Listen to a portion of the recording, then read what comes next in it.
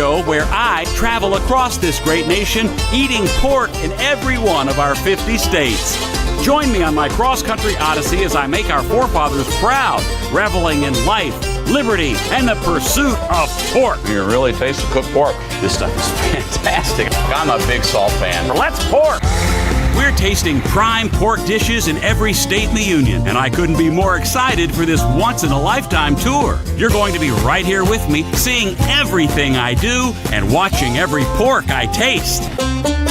I'm Jim Haggerty. You know me as the host of Today Now, but I've also eaten in a ton of restaurants. Now I'm heading out on the road. My mission? Find the best pork our country has to offer. Watch Jim Haggerty's Porkin' Across America at youtube.com/theonion. This is the Onion News Network. Don't miss a moment of Free Talk Live. Get our archives daily via our podcast at feeds.freetalklive.com.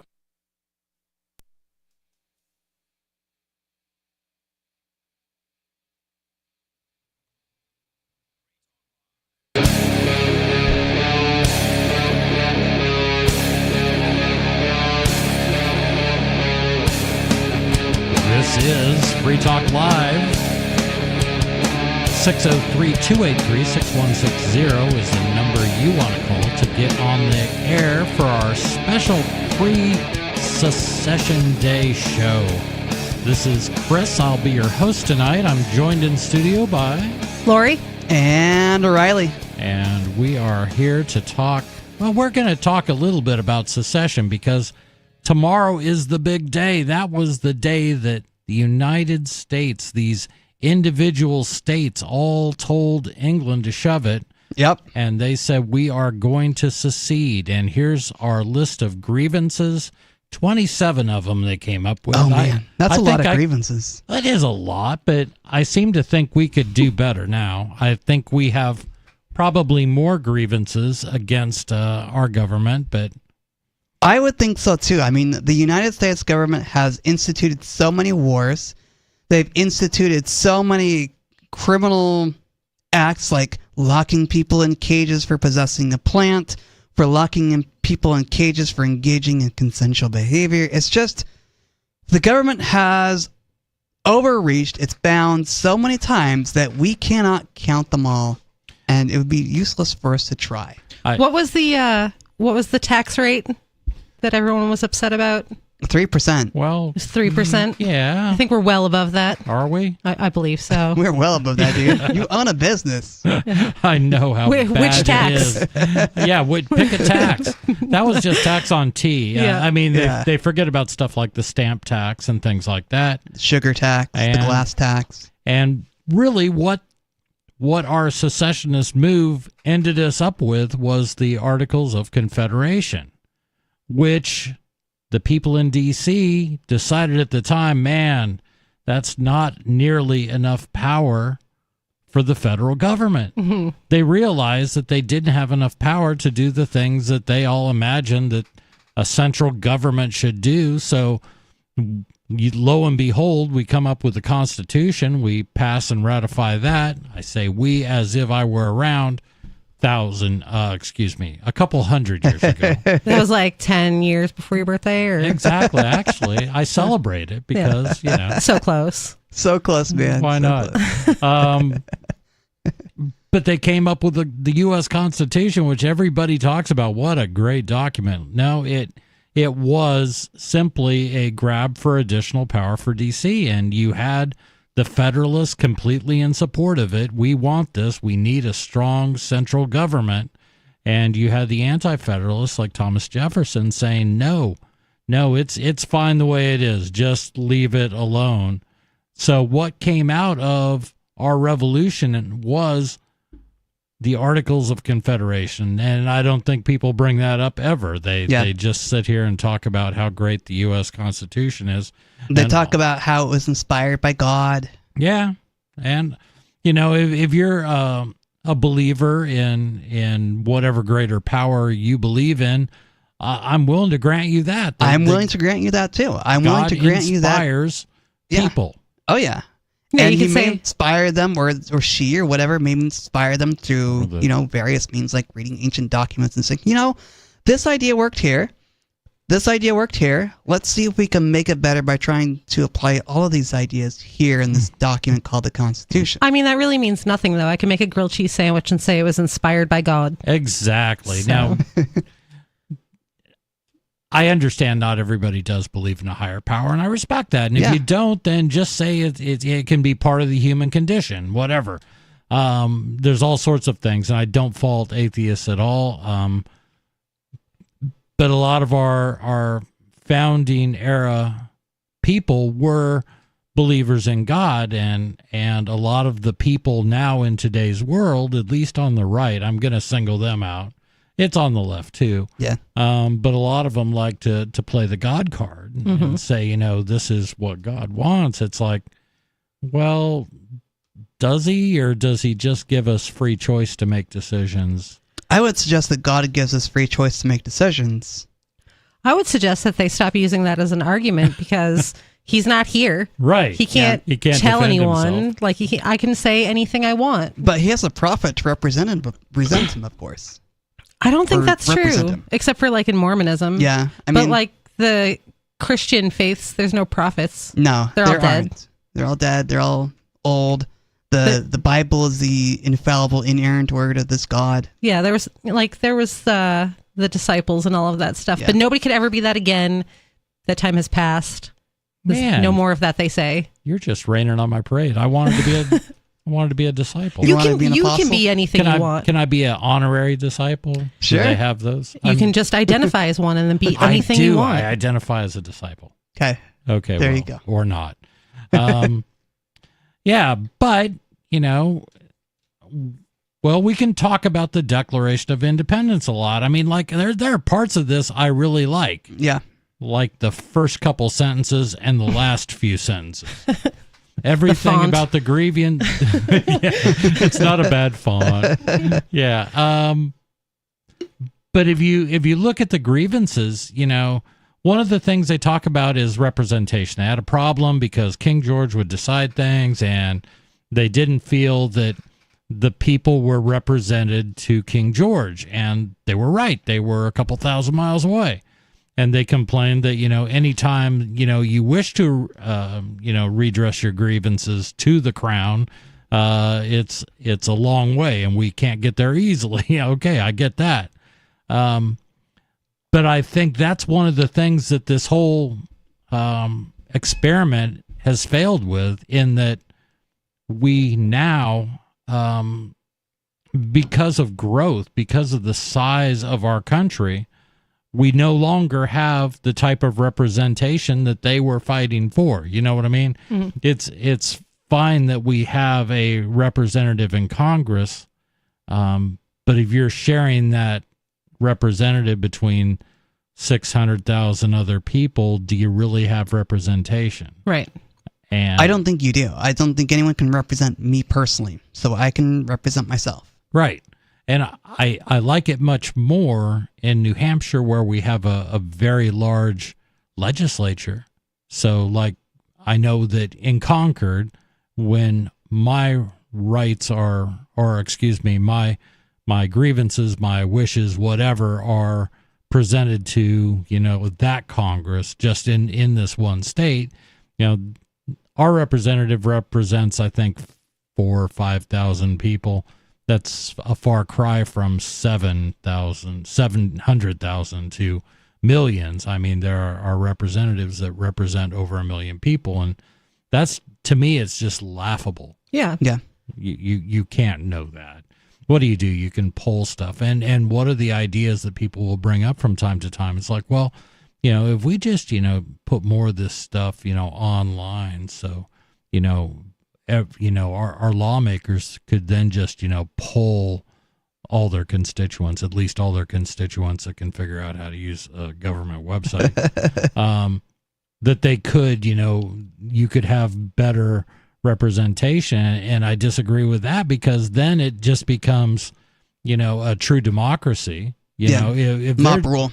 Right. If they're just doing what the mob says, then that's not really representing individuals or hearing all the ideas. You'll just get the ones that rise to the top of the big pile of crap. And not everyone wants to be involved in the democratic process either. Like, who wants to take the time to go read a piece of legislation or an idea on a government website in order to have a vote for it? Most of it's just the illusion of your representation anyway. They'll give you something. They'll say, here's this great idea. Don't you all love it? And everyone will be like, yeah. And they'll be like, oh, just kidding. We thought you were going to say no. Was it Nancy Pelosi who said we've got to pass it to see what's in it? She said something similar to that. It was something like that about Obamacare. The size of these bills, though, it's true. You have to pass it to find out what's in it because they're so enormous and you have such a short amount of time to look at it. There's no way to get it done. Right. And I know there have been a few representatives and senators that have been trying to get something to pass, something like Read the Bill Act, saying that, you have to allow a certain period of time to allow representatives to get through these enormous bills. But even then, you look at something like, and then we have the omnibus plans, that happen because we can't seem to come up with a budget, so we just have to do these continuing resolutions to keep the money flowing to Washington and back out and paying the bills. But then you end up with these bills that are not, just a couple thousand pages long, but tens of thousands of pages of, spreadsheets and everything else trying to show where all this stuff's going. And nobody can read that. Nobody understands it. It's all by design because they do things like stick riders in there. Like they'll present a bill that's like, no one can murder puppies. And everyone's like, yeah, that's a great idea. I'm all for that. Totally fantastic. But then inside the bill, it's like, we're also going to spy on you and we're going to come to your house and kick you in the shin every Sunday. Yeah, we declared war on another country. Yeah, and we're going to steal 20% of your food crop from you. Right. Nobody knows these things are in there by design. That's why they make them so big and convoluted. Yeah. And so to the founding fathers, if you're listening up there or down there, I'm not sure where they went. Out there in the ether. Yeah. They're up in heaven. A lot of us are not happy with this. And I agree. A lot of us aren't happy with this. I mean, we have two of the biggest, oldest idiots trying to vie for the highest position of power in the world. In the world. Do you realize, America, that you have become the worst empire, even worse than the British Empire, than the world has ever seen? I saw an article headline today. I didn't get into it because I was busy coming to this thing that I go to on Wednesdays. It said Biden's aide said that his performance during the debate was because he doesn't function well after 4 p.m. That's some kind of reason that everyone should excuse it. It's between I read that article. Is it like between 9 and 4? He has a window. But if you're outside of that window, all bets are off. Yeah, he's around 80 years old, so I can understand that. I can forgive his age, but they're all Social Security aged. Why do we need to have old people running the country? I have nothing against old people. I really don't. But it sounds like he's out to get you, Chris. Yeah, I know. Why are you Chris, facing my direction when you say this I think stuff? you're young enough to run the country. You're not as old as Joe Biden. I wouldn't trust me any further than I would trust Joe. We're going to go to the phones where we have an unscreened caller in San Antonio, Texas. Unscreened caller, you're on the air. We live under anarcho-capitalism already. You hear that, boys? That's your boy, Jeremy Kaufman. Oh. He knows. You guys are already free. And Riley, don't kid yourself. You're dependent upon a collective. That's why you participate here and you participate in the murder that this collective does. I'm sorry, who are you? You haven't introduced yourself. It's Skeet. It's your boy. It's your boy. I don't have a boy. The destroyer of libertarianism. Your boy Skeeter. Oh, it's you. Okay. I had no idea. Okay. Got it. So you say I'm already free? Jeremy Kaufman just said it. Don't you respect that guy? Well, I like Jeremy, but I don't take my orders from him or you, so... Let's just look at the logic here. You're dependent upon a collective. You're allowed to leave. And don't use Roger Ver because I'll destroy you on that too. Okay? You're allowed to leave. Is Roger everyone... Ver lied on his exit taxes. Okay? And he lied about taking a distribution from his U.S. company. So do you have evidence of this stuff? I mean, or are you just saying what the federal government said? Well, of course, if the allegations are true, then he lied, right? If the allegations are true. Until then, you can't use him as an example then, all right? But if you do follow the rules, they will theoretically leave you alone. Just pay your damn exit taxes. And if you're worth under $2 million, they don't even care about you. They'll let you go for free. Well, nominal filing fee. But let's That's by definition not free. Yeah. Hitler's Germany made you pay an exit tax too. They spent more on you on tax revenue during your non-working years. It's a small price to pay just to get you out of the system because it's a bureaucratic system. They have to get you out of the system. It costs money. So let's just talk about the finances of this. So you're saying my non-working years, which for me was age 1 till age 8, those were the years I did not have a job. Yeah. The 1 to 8, and the fact that I've now worked from age 8 to 96, because I'm celebrating my 96th birthday. I know we joke about this, that I'm older, but I just want to come clean, at least give you guys a number for the next 96 years, and that has... You had a chance to announce any time since, right? You had it. If you're not dependent upon this collective, if you don't need the public goods and the interactions of the citizens of this HOA, you understand that? This is an HOA. Do you think secession is theft? Do you think members of an HOA can, just because they can't get their measures passed in the vote, do you think they can take their houses out of the HOA? No, they're stuck.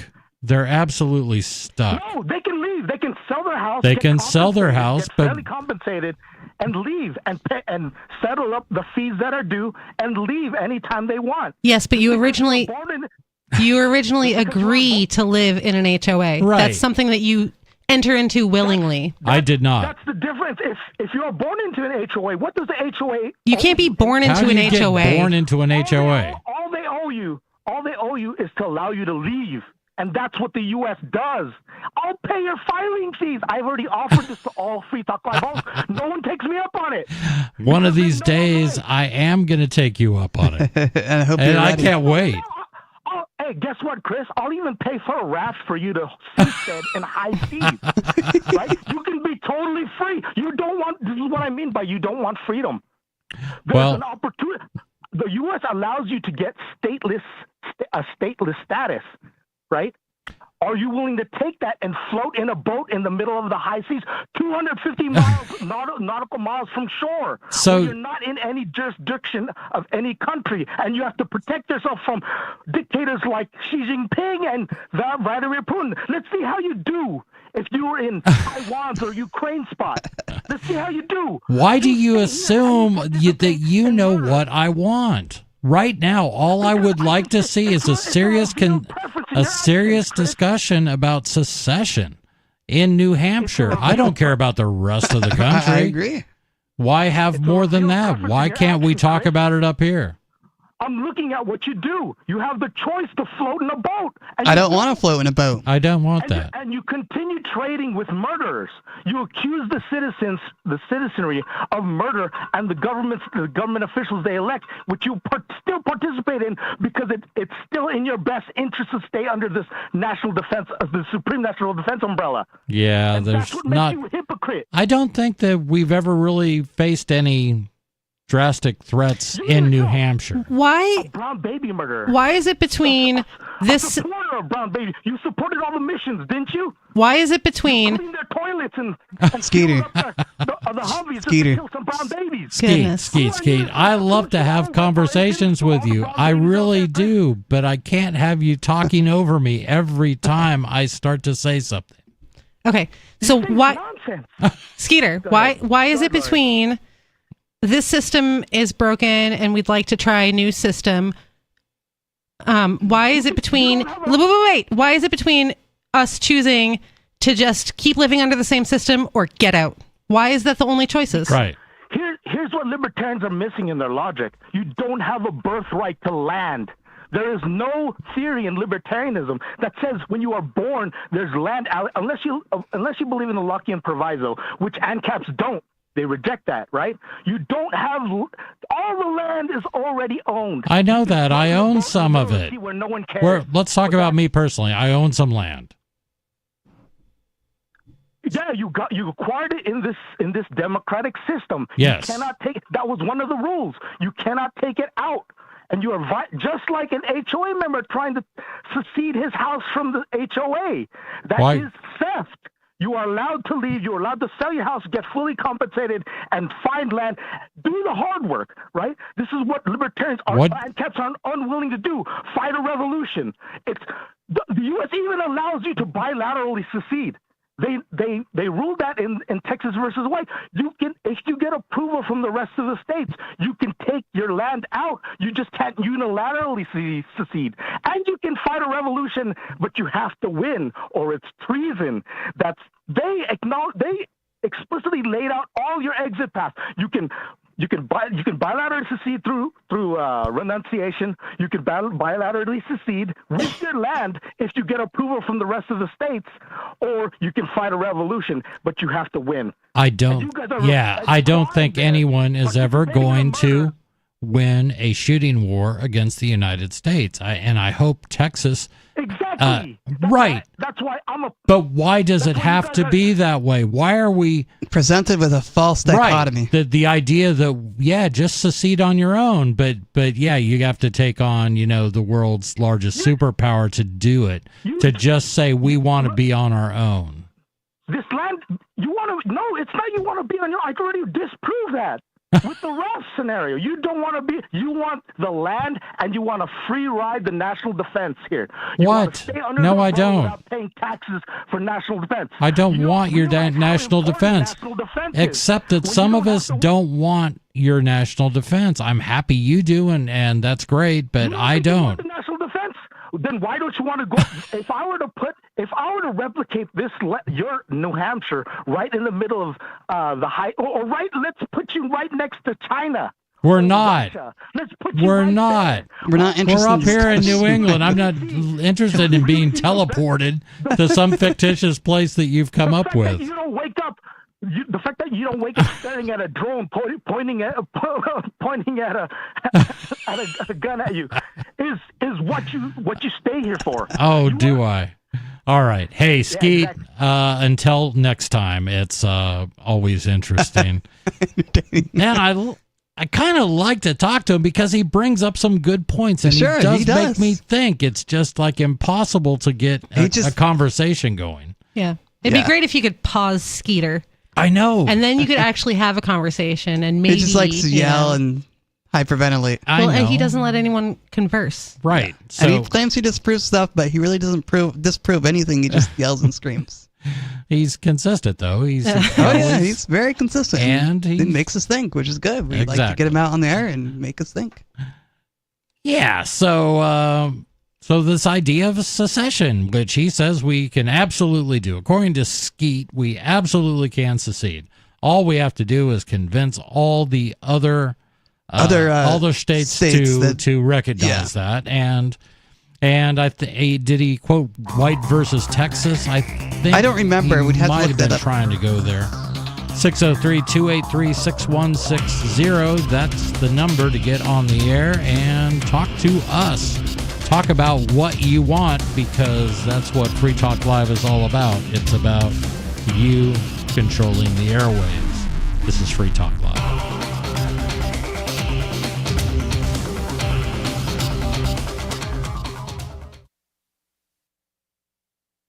The ultimate bargain is free. I'm Holland Cook with Inflation Hacks. Before you can fully type the Buy Nothing Project, Google will finish it for you. It's that popular now.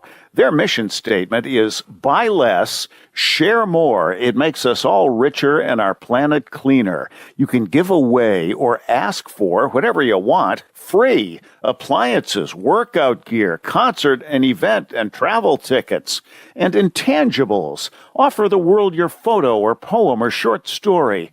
Offer people near you that stack of bricks or fish tank you want to get rid of. Check it out at buynothingproject.org and the Buy Nothing app for Apple and Android devices. And poke around Facebook Marketplace and Craigslist. How are you coping? Post your inflation hacks at andyoucanquoteme.com. From Feature Story News in Washington, I'm Nick Harper. The White House says US President Joe Biden has no plans to pull out of the presidential race, despite growing concern in his party that he's not fit to serve another 4 years. His lackluster performance at last week's debate has created a wave of panic in the Democratic Party and calls for him to step aside so someone else can take on Republican Donald Trump in November's election. Biden says he's committed to remain to the end. And on Wednesday, White House Press Secretary Karine Jean-Pierre pushed back against reporters asking why Biden having a cold and jet lag was being used as reasons for his poor debate performance. We get tired looking at him doing his meetings and traveling. And so I think that's what he was speaking to. And I don't think it has a toll on, regardless of what age you are, it has a toll on you, that type of travel. There's a cold, there's a jet lag, you combine that. He continues to work for the American people day in and day out, around the clock. Things happen. He knew he has to power through. That's what presidents do. You push through. Hurricane Beryl is closing in on the Caribbean island of Jamaica, where it's expected to bring life-threatening winds and storm surges. Now downgraded to a Category 4 hurricane, it had been a Category 5. The earliest on record in the Atlantic, and has already brought destruction and death, killing at least 7 people in Grenada. FSN's US correspondent Kate Fisher reports. Hurricane Beryl could be one of the strongest storms to impact Jamaica in more than 15 years. It's expected to hit the Cayman Islands next on Wednesday night into Thursday. The storm's expected to continue weakening before reaching the Yucatan Peninsula of Mexico, where there's a hurricane warning in place. There's a slim chance that Beryl could pose a risk to coastal Mexico and South Texas as it moves west, or to coastal Texas and Louisiana if it were to turn north over the Gulf instead. Beryl's intensity is extremely unusual for this time of year, having been fueled by record warm ocean waters. With a new Prime Minister in place, the United Nations says Haiti is making headway to restore peace and hold credible elections. But these new developments are marred by ongoing gang violence in the capital and a lack of law and order. FSN's Jody Jacobs reports from UN headquarters in New York. While there's some hope on the horizon for Haiti, the ongoing gang violence is continuing unabated. Kenyan police arrived in the country last month as part of a UN-backed mission to secure the capital, as its own police is unable to. The country has a new prime minister, and he has his work cut out for him.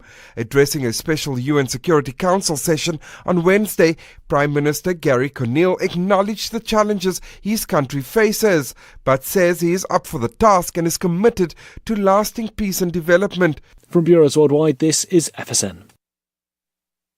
We're still not sure why you'd want to watch, but our video feed is streaming nightly for free at cam.freetalklive.com.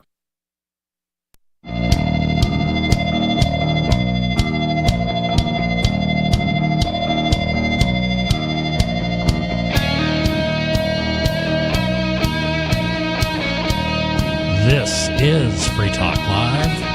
603-283-6160 is the number to get on the air, to control the airwaves. We've been doing this type of stuff for 20-some odd years, but it's the same thing.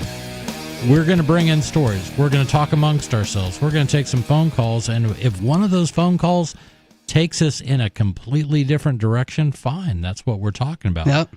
I do want to remind everyone that this episode is brought to you by Dash. Free Talk Live is brought to you by Dash Digital Cash. With fees of less than a penny per transaction, Dash is made for spending. Dash is one of the oldest cryptocurrencies and is widely available on exchanges, including the decentralized Maya protocol and in multi-crypto wallets. Thanks to the Dash DAO for sending us 32 Dash per month for this sponsorship. It's easy to get and use Dash. You can learn more at dash.org. That's dash.org. And that's one of the many cryptocurrencies we accept at my business. You know, we still take Dash and Bitcoin Cash and Bitcoin and Monero and all sorts of other things, like Goldbacks. And if people insist, we do still take cash. I hate to even admit that. We do take filthy dollar bills too. Slave money, essentially. Money, yeah. So we are just, talking about our pre-secession day. We've been talking a little bit about the Declaration of Independence and trying to imagine what it would be like if we wrote one today if we were going to secede from the federal government. The general consensus amongst all of us, I think, is that we probably have. I don't think it'd be tough to come up with 27 grievances. Oh no, it would be really easy. And I think they would all be valid, and that might be a homework lesson. Maybe we'll each take, I could go do it like 5 minutes. Well, okay, that's 9 for each of us, but then we'd have to sit down and figure out how many of us duplicated the same thing. Yeah. But yeah, coming up with 27 reasons why this is an untenable arrangement. As the Declaration starts out, I mean, it talks about when we hold these truths to be I'm just looking for. It is their right, it is their duty to throw off such government and to provide new guards for future security. I think that's an important lesson that this country, what everybody is going to be celebrating tomorrow, is secession. I don't want people to lose track of that. This is secession. This is exactly what the South did. It's exactly what the state of Texas is debating. That's what the people in California are talking about. And there is a movement in New Hampshire discussing this very thing. Right. And New Hampshire, I am proud of New Hampshire for having those same discussions, that maybe it is time for us to leave. I really like the last bill, secessionist bill that went through the New Hampshire House, which was saying, okay, the first time we tried to do this, didn't get a lot of support, but how about this? How about if the federal government, what's the word I'm looking for? The federal deficit ends up being $40 trillion or more. Then we secede. Then we put it to the people to see if they want to leave the United States. And, when that first came out, like a year, I think it was last year. I'm sitting there going, that's not giving us a lot of time. No. If you're talking $40 trillion in debt, I mean, we're going to be there in no time. We're up to what, 34 trillion now. I've heard it's nearly 35 trillion, so we're closer to the 35 trillion mark. Right. But we're only talking a few months since probably more than that, probably 6 months. But I think that's going to accelerate, and I have no idea. What happens in November doesn't really affect me personally, but what it does affect is that big number, the amount of money that is going to be owed in the name of each person living in America, and that's kind of scary. Yeah, just think you're born. The day you're born with hundreds of thousands of dollars of debt. Right. But when I was born, it was only $8 worth. Well, again, that was 96 years ago. Globally, this is a problem too. It's not just the United States. I brought in an article from CNN, and I cannot remember the last time I ever saw anything on CNN that I thought was worth bringing into the show, but I think this one is. The headline is, "The world is sitting on a $91 trillion problem, quote, hard choices, unquote, are coming." This was analysis by Hannah Ziadi, and this was in yesterday's CNN.com. London. Governments owe an unprecedented $91 trillion, an amount almost equal to the size of the global economy, and one that will ultimately exact a heavy toll on their populations. So I read that, and I'm like, I know we have a huge debt problem in America. Mm-hmm. But according to this, no other country's in any better shape than we are. Does it say 91 trillion for the whole world? Yes. And we are how much? 40? We're about Almost 40 billion? approaching a third of that, which is not surprising. We are the world's largest economy. Yep. I know, but that's crazy that this is just one country out of how many countries are there? And we owe almost half of that? A third of it. A third of it? So I'm sure at some point we're going to continue with this. Debt burdens have grown so large, in part because of the cost of the pandemic, that they now pose a growing threat to living standards, even in rich economies, including the United States.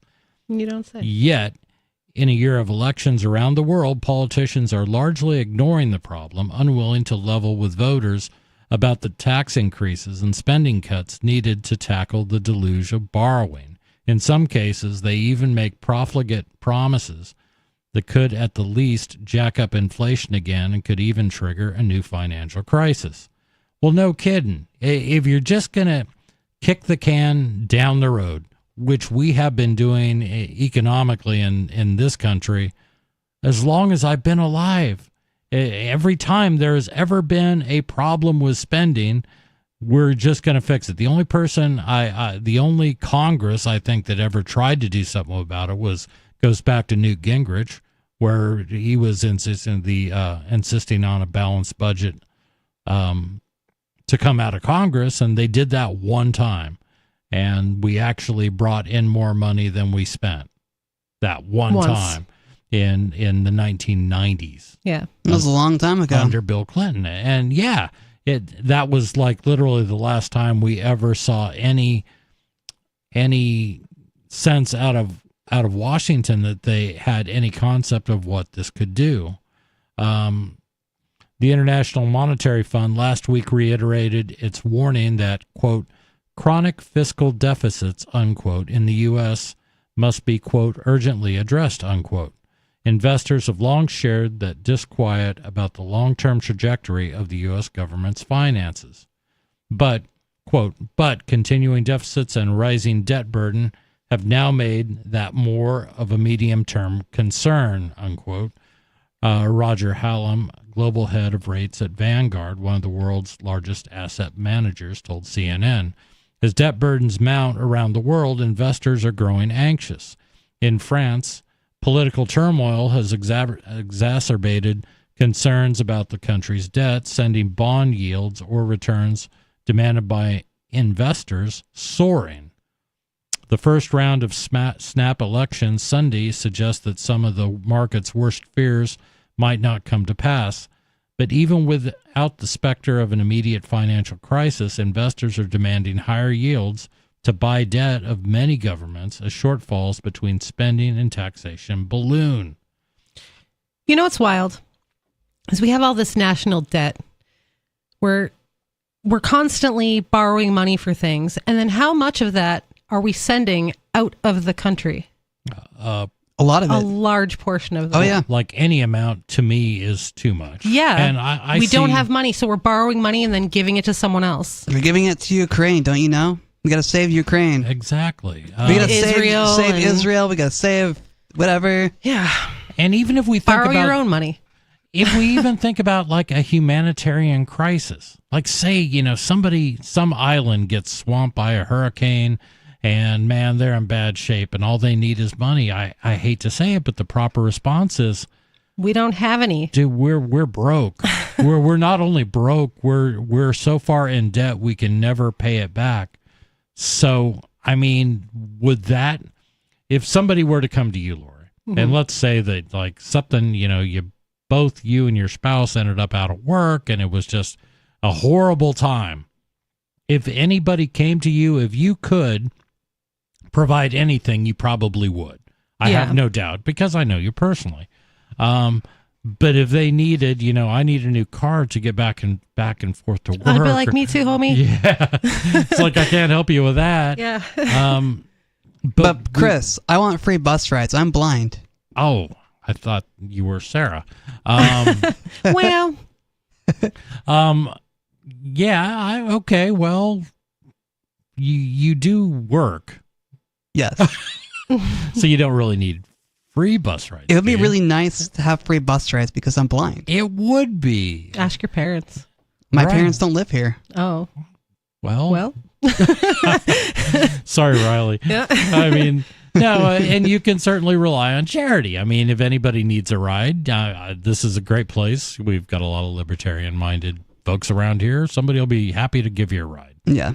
And but that's the thing. It's not the charity has been replaced by government. Yeah. You know. Well, and it's giving what you don't have. Right. How can you give something that you don't have? Borrow from someone else to give it away. Well, it's kind of like this. This country, you know, they had this fictitious hurricane, and now the government says we have to tax everybody more.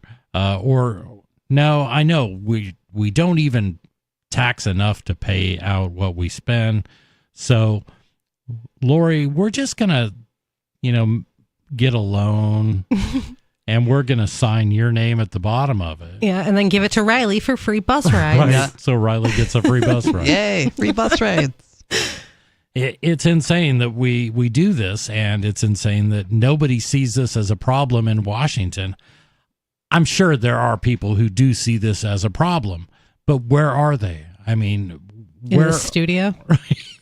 No, I mean, there are some people in Washington. There are a few legislators there that do get it, and they've got to be going nuts. I can't imagine being a thinking person working in Washington, D.C. Yeah. And just sitting there going, I mean, and what do we hear from our politicians? If elected, I will bring this much more money to my district. If I am elected, I will come up with this new special interest program that will benefit all the people that I really need to vote for me. And it's just on and on and on. But I think that people are, at least the CNN, if CNN is kind of getting this, if somebody at CNN is kind of getting this, I have some hope for people outside of Washington going, yeah, did you read that article? Way too much money. Tackling America's debt problem will require either tax hikes or cuts to benefits, such as Social Security and health insurance programs, said Karen Dinan, former chief economist at the U.S. Treasury and now professor of the Harvard Kennedy School. Yeah. Quote, many politicians are not willing to talk about the hard choices they are going to need to be made. These are very serious decisions, and they could be very consequential for people's lives, unquote. Well, no kidding. In other words, they've been told, hey, don't worry about it. You know, we're going to come up with government. They've been told by how many presidents in a row have said, I will ensure that Social Security and Medicare will not be touched.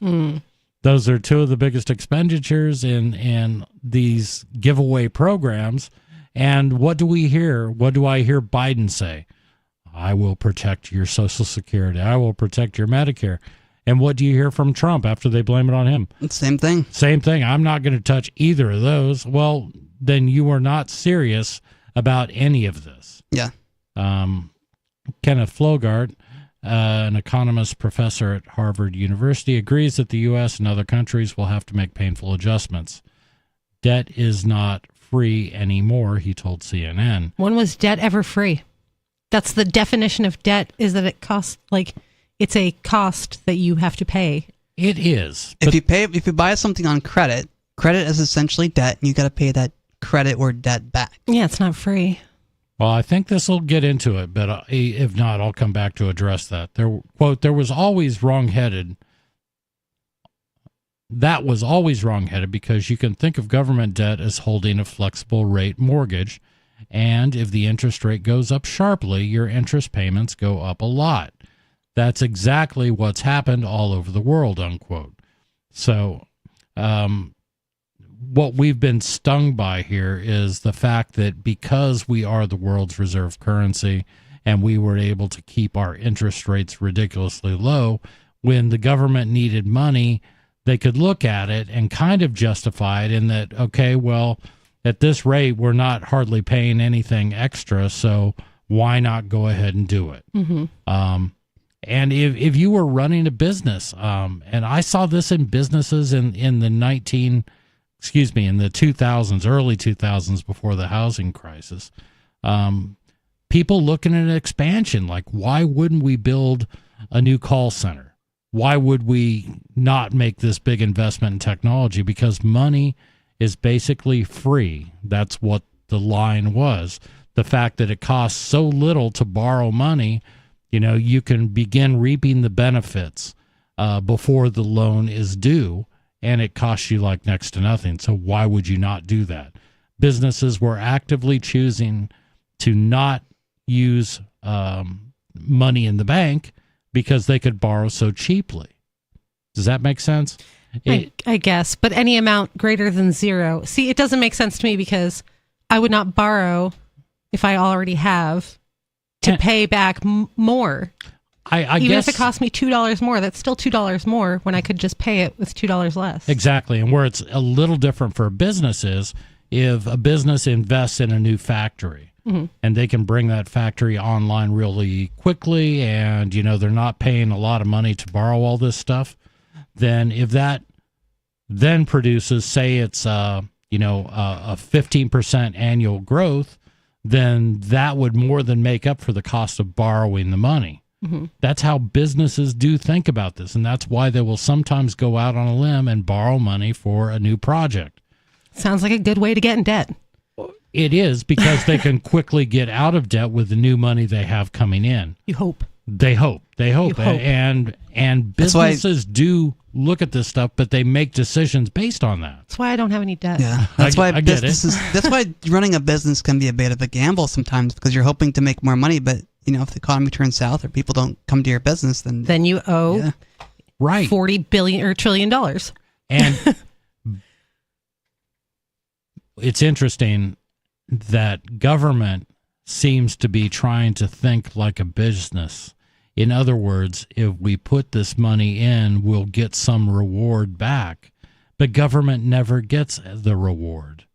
They never get a payoff on anything they invest in because there is no profit motive. I mean, they act like a business in all aspects. It's a corporation. Well, they're trying to be, but in this, they're just completely failing. They're missing the point altogether. The idea that money is cheap works great if you're a business who's going to capitalize on that and make investments that will turn a profit. But where is the profit in business? No, the only profit or increase they're going to see is more money they can spend. And that's what just gets lost at the Washington Beltway, and that's insane. Higher debt servicing costs much less money available for crucial public works or for responses for crises such as the financial meltdowns, pandemics, and wars. Since government bond yields are used to price other debt, such as mortgages, rising yields also mean higher borrowing costs for households and businesses, which hurt economic growth. So as government goes through these machinations, it ends up hitting everyone, not just government. As interest rates rise, private investment falls, and governments are less able to borrow and respond to economic turndowns. Tackling America's debt problem will require either tax hikes or cuts to benefits, such as Social Security. I think I'm rereading something. Yes, I am. I don't know if do you guys feel that there's anyone in Washington willing to make hard decisions? They'll make decisions that are hard for the American people, but not for the government. Not for government. So they're they'll always say looking that these out are for the government. They'll say these are such hard decisions. We don't mean to put you guys into these terrible situations, but really, yes, you do, because you keep doing it. Right. So they outlined the basic two ways that we address this. We either cut benefits or we raise taxes. And no politician wants to be on the hook for raising taxes. But let's say they do. They say, American people, we're just at this point, we're apologizing because we got you here in the first place, but really you all did too. So all these things you wanted, so we actually have to increase taxes. They're like, and my response would be, okay, so what savings are you going to say? What government programs are you going to shut down? Which one of your constituents that you put that put you in office and keep you there are you going to irritate by saying you're going to cut something? And the answer will be no. I don't know at this point, what program would they ever consider cutting? They cut things that don't even make fiscal sense, like they'll cut art programs, which are such a small part of the budget that they don't make any sense to cut. It's not going to affect anything. Trump is going to talk about, killing every LGBTQ program that's out there. Mm-hmm. He will do away, any conservative cause, he'll say he'll support that at any cost. Yeah, but they don't make any fiscal sense because they're such a small, minute percent of the budget that it's just virtue signaling. Exactly. And at the end of the day, another politician's going to come back in and reverse it, so why worry about it? Yeah, they'll just make like 3 more. You cut its head off, 3 more grow in its place. And that's exactly what will happen, and that's exactly what we're in the middle of. And this is why election years drive me nuts. Because everybody sees the stark difference between Team Blue and Team Red, and they all argue about it. Exactly, and we sit here and look at it and go, they're saying the exact same thing. Mm-hmm. There's a couple things they change their mind. Where they want to send your money is what they argue about, and they don't always agree on that. In the United States, the federal government will spend $892 billion in the current fiscal year on interest payments, more than it has earmarked for defense, and approaching the budgets for Medicare, health insurance for older people and those with disabilities. Next year, interest payments will top $1 trillion on national debt, or more than $30 trillion itself. Next year, interest payments will top $1 trillion on national debt, of more than $30 trillion, itself a sum roughly equal to the size of the U.S. economy, according to the Congressional Budget Office, Congress's fiscal watchdog. The CBO sees U.S. debt reaching 122% of GDP in a mere 10 years. In 2054, the debt will hit 164% of all the money that government brings in, spends, everything that all of us do in the U.S. That's crazy. Insane. That is insane. We'll be back. This is Free Talk Live.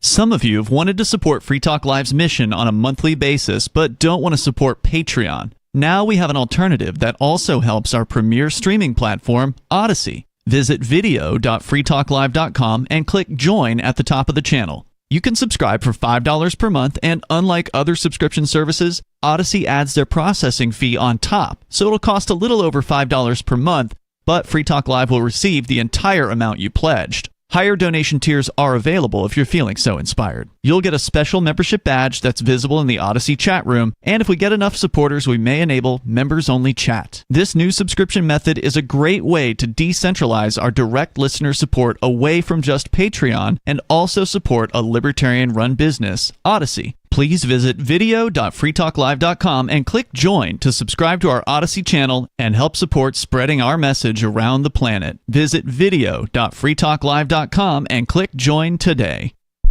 My name is Jacob Hornberger. I'm president of the Future of Freedom Foundation, which Congressman Ron Paul awarded for having an outstanding freedom website. Write us at fff@fff.org, and we'll send you a free 3-month subscription to our monthly journal of libertarian essays and our booklet, Economic Liberty in the Constitution, which George Mason University economics professor Walter Williams praised in a recent column. That's fff@fff.org. What if you want to hear the latest episode of Free Talk Live, but all you have is your phone, you forgot to download our archive, and you have no data connection? You can call our Listen line at 641-793-0191. That's a long-distance number, so you may incur charges. If not, listen as long as you want. 641-793-0191. The Free Talk Live Listen line, 641-793-0191. You're listening to the live edition of Free Talk Live. Hour number 2 is next after the news here on the Liberty Radio Network at LRN.FM. From Feature Story News in Washington, I'm Nick Harper. The White House says US President Joe Biden has no plans to pull out of the presidential race, despite growing concern in his party that he's not fit to serve another 4 years. His lackluster performance at last week's debate has created a wave of panic in the Democratic Party and calls for him to step aside so someone else can take on Republican Donald Trump in November's election. Biden says he's committed to remain to the end. And on Wednesday, White House Press Secretary Karine Jean-Pierre pushed back against reporters asking why Biden having a cold and jet lag was being used as reasons for his poor debate performance. We get tired looking at him doing his meetings and traveling. And so I think that's what he was speaking to. And I don't think it has a toll on, regardless of what age you are, it has a toll on you, that type of travel. There's a cold, there's a jet lag, you combine that. He continues to work for the American people day in and day out, around the clock. Things happen. He knew he has to power through. That's what presidents do. You push through. Hurricane Beryl is closing in on the Caribbean island of Jamaica, where it's expected to bring life-threatening winds and storm surges. Now downgraded to a Category 4 hurricane, it had been a Category 5, the earliest on record in the Atlantic, and has already brought destruction and death, killing at least 7 people in Grenada. FSN's US correspondent Kate Fisher reports. Hurricane Beryl could be one of the strongest storms to impact Jamaica in more than 15 years. It's expected to hit the Cayman Islands next on Wednesday night into Thursday. The storm's expected to continue weakening before reaching the Yucatan Peninsula of Mexico, where there's a hurricane warning in place. There's a slim chance that Beryl could pose a risk to coastal Mexico and South Texas as it moves west, or to coastal Texas and Louisiana if it were to turn north over the Gulf instead. Beryl's intensity is extremely unusual for this time of year, having been fueled by record warm ocean waters. With a new Prime Minister in place, the United Nations says Haiti is making headway to restore peace and hold credible elections. But these new developments are marred by ongoing gang violence in the capital and a lack of law and order. FSN's Jody Jacobs reports from UN headquarters in New York. While there's some hope on the horizon for Haiti, the ongoing gang violence is continuing unabated. Kenyan police arrived in the country last month as part of a UN-backed mission to secure the capital, as its own police is unable to. The country has a new prime minister, and he has his work cut out for him. Addressing a special UN Security Council session on Wednesday, Prime Minister Gary Conille acknowledged the challenges his country faces, but says he is up for the task and is committed to lasting peace and development. From Bureaus Worldwide, this is FSN. With FSN Spotlight, I'm Simon Marks. Hurricane Beryl has confounded weather forecasters who say it is rare for such a strong storm to come so early in the tropical storm season. Beryl slammed into Grenada and St. Vincent in the Caribbean on Monday with sustained winds of 150 miles per hour, a deadly Category 4 storm. It was the speed and pace of its acceleration that caught weather forecasters by surprise. Helen Hooker is a meteorologist at the University of Reading in the UK. Well, what we've seen over the last year is actually the ocean temperatures have been at record levels. We need to limit warming of the atmosphere as much as possible because this is what's contributing to these warm ocean temperatures. At the moment in the tropical Atlantic and the Caribbean Sea, the temperatures are around 3 to 4 degrees above normal. This is normally what we would see around September, October time. So to have this in June and now July is incredibly unusual. And this really gives the fuel to the tropical cyclone for it to be able to intensify incredibly quickly. She says the Atlantic can now expect a long and active hurricane season with a 60% chance of Hurricane Debbie forming in the next week and presenting fresh dangers to the region. For people living in low-lying areas in particular, the intensity of Hurricane Beryl came as a surprise threat, and there may be many more to come.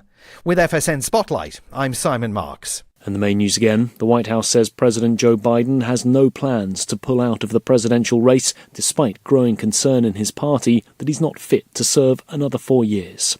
Hurricane Beryl is closing in on the Caribbean island of Jamaica, where it's expected to bring life-threatening winds and storm surges.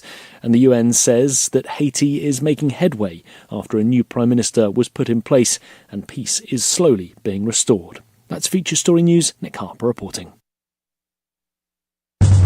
It's the Onion Radio News. Teen sex is linked to alcohol and drugs by the Center for Figuring Out Really Obvious Things. This is Doyle Redland reporting. An exhaustive 4-year, $23 million study of substance abuse and sexual habits of more than 2,500 American teens has confirmed that young people between the ages of 13 and 18 who drink and or use drugs are more likely to be sexually active. Dr. Gerald Eckersley is director of the Boston-based organization. We found that this phenomenon also occurs among adults as well as every population everywhere in the world that has ever existed since the dawn of time. The center has sent a teleprompter-ready press release of its findings to more than 400 local TV news affiliates across the U.S., along with stock video footage of beer displays and teens smoking and drinking at parties. Doyle Redland for the Onion Radio News, online at theonion.com. This is the Onion News Network.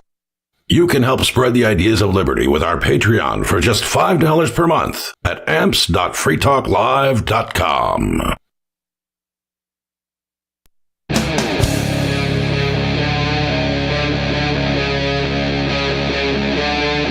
Free Talk Live.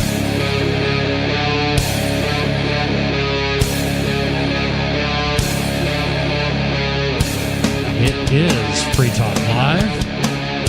603-283-6160 is our call-in number. Thank you for joining us during Hour 2 of Free Talk Live for this evening. My name is Chris. I'm joined in studio by Lori and Riley. And this segment of Free Talk Live is brought to you by Liberty Minded. Official Free Talk Live gear like t-shirts and hoodies are available at libertyminded.com. Plus, you'll find a unique collection of cool and funny liberty-oriented clothing at libertyminded.com. That's libertyminded.com. In Hour 1, we talked a little bit about the Declaration of Independence. Tomorrow is Secession Day, or at least as I refer to it. And I know Riley referred to that today, which prompted me to think about that. I like to think of it as Secession Day because this is, of course, the time when the 13 colonies decided to break away from the crown. I think it was the day that Thomas Jefferson woke up and said, "What do you mean I have to have it done for tomorrow?" That makes sense. But the I like idea, Treason Day. Treason Day, that's a good one too. Yeah, that's a good one too. Yeah, I mean, because these are all things that these states in the United States did. They all said to their government, "We've had enough. We're not putting up with this anymore." And now if an individual state wants to say that to Washington, like Texas does, like New Hampshire does, like some people in California want to do, then the comparisons are immediate. So what, do you guys own slaves in New Hampshire now? Is that what this is all about? Is this about slavery? What are you talking about? I mean, no, there are lots of reasons to leave. Yeah. And we want to do the exact opposite. We want less slavery. In fact, we consider prisoners to not be slaves. Yeah. It's insane, but here we are. People don't even know that prisoners are slaves. No, they don't. Also in Hour 1, we talked a little bit about this number of how much money do all the governments in the world owe? And all the governments in the world have racked up $91 trillion in debt. That's something somewhere close to the United States is like a third of that. Or actually a little bit more. Yeah, almost half. It's 40, right? 34 to 35, I think, today. See, you're just blowing things out of proportion. I mean, when I wake up tomorrow, I'll be right. Exactly. You will be. It'll take a little while, but it won't be long. And what are they going to do? People that CNN talk to, economists, think there's really nothing to do other than either raise taxes or cut spending. two things that Washington, D.C. is loath to do. They just won't do it. That's, I think, our consensus. They won't do anything other than continue to kick the can down the road, and that never works. They're going to keep kicking the can down the road because they don't want to be responsible for the outcome of trying to fix the problems, because a lot of programs will have to go. And where that story was going was, at some point, there's going to come a time when you can't do that anymore. Yeah. You're not going to find anybody to buy U.S. Treasury bonds, which is how we borrow money. If they're not buying, then you got zero money coming in. And guess what? The banks and other governments still want their money. That's why they bought U.S. bonds, the safest investment in the world. But that's not going to last forever. I mean, they won't do nothing. They'll do theatrics. They will try. They'll say, look, we're cutting all this spending in these things that don't matter and won't equal any actual useful amount of money. We're going to cut defense. Instead of spending as much as the next 9 countries combined, we're going to only spend as much as the next 8 countries combined. That's too much. That's too much of a cut. They would never. I know. They'll be like, we'll buy like 2 less bombs. Exactly. But that could be, billions of dollars right there, buying 2 less bombs. Yeah. I guess maybe that's still too much. We'll buy 2 less grenades. 2 less hammers. Yeah. I mean, that's like, that's thousands of like dollars. 1,000. Right. It's crazy. So that's what we talked about last hour. Lori brought in a story. Actually, you seem to have this thing about libraries and book bans. I mean, what is your problem? I mean, Some libraries books just need banned. No, that's not true at all. They don't. Ever. You don't Not want to ban ever. the Bible? No. No Okay. book. Nothing. No book? No book ever All right. should be banned. Come on. None. Wow. What a radical idea. I know. Like, you it's so just think radical. that people benefit from the most information available to them? Yeah. Weird. Crazy. I know. Crazy. I know. It's weird. Free Talk Live bringing you crazy talk. Like, I am passionate about, if there's going to be public services, I want them to be useful to people. And libraries, I think, are one of the things that are useful to people. I spent a lot of time in the library as a kid, and I think that it really helped me become the person that I am today. And the only thing I would say is that I do believe that, this was probably true when I was younger, but I don't know if it still is. I think if there were no government funding for libraries, I'm certain libraries would still exist. yes. They would. Yeah. And they would probably have less things like this to answer to, because where's the story you brought in coming from? This one's Idaho. Okay. I agree that there should be public and things shouldn't be private, and they shouldn't have these public systems. But if there is currently public systems, Yeah. and one of them is libraries, and it should remain a free source of information if it's going to exist. I don't think any library in the United States, even if it's a public library, has a line item in their budget saying bombs to bomb black babies. I don't think that's a line item. I don't think. I mean, so I've either. never been. They always have like the weird basement room, and I've never been in there. So it could, You but think like that's where I they doubt. keep the bombs? I doubt it. I doubt it too. So this is a story from Forbes. I've talked the last couple weeks. I keep talking about all these book bans. It seems to be like a growing trend right now. Florida did it, and somewhere else did it too. But this one's in Idaho. Idaho created a book ban bounty. Now a library is adults only. Back in April, Idaho Governor Brad Little signed HB 710 into law. Now libraries around the state are feeling the impact, and so are the families they serve. HB 710, the Children's Library and Protection Act. Won't somebody think of the children? Hold on. Adults only? Adults only. Wow. So an adults only bookstore? Yeah. No, it's. I mean, I'm thinking of it's something not a completely store. different. I get it. It's a free adults only book facility. I don't think most adult bookstores are free. Yeah, no. So the Children's Library and Protection Act is a law intended to prevent children from encountering materials harmful to minors, that's in quotations, Okay. in school or public library. And while many such bills have been passed around the country, Idaho's has an extra wrinkle, a private cause of action. Any person who believes they have found material in a library that could be harmful to a minor may submit a written notice to the library, and within 60 days, the library must relocate that material to an area with adult access only. So you've got the books behind the curtain? Mm-hmm. Well, I mean, it's got to be much stronger than a curtain. It has to be like in a vault or something because no kids can be able to get in there. Again, I'm going back to the analogy of other places that were adult only I've been to. Like the video stores? Things are, they kept certain things back behind the curtain. Yeah. The video store, the town I grew up in, had one of those like adult only rooms. Right. But like there was nothing stopping you from going in there, and I'd go in there all the time as a kid. Oh, interesting. Did you find anything salacious? Oh, yeah, everything in there was salacious. Okay. It was, for adults. Yeah.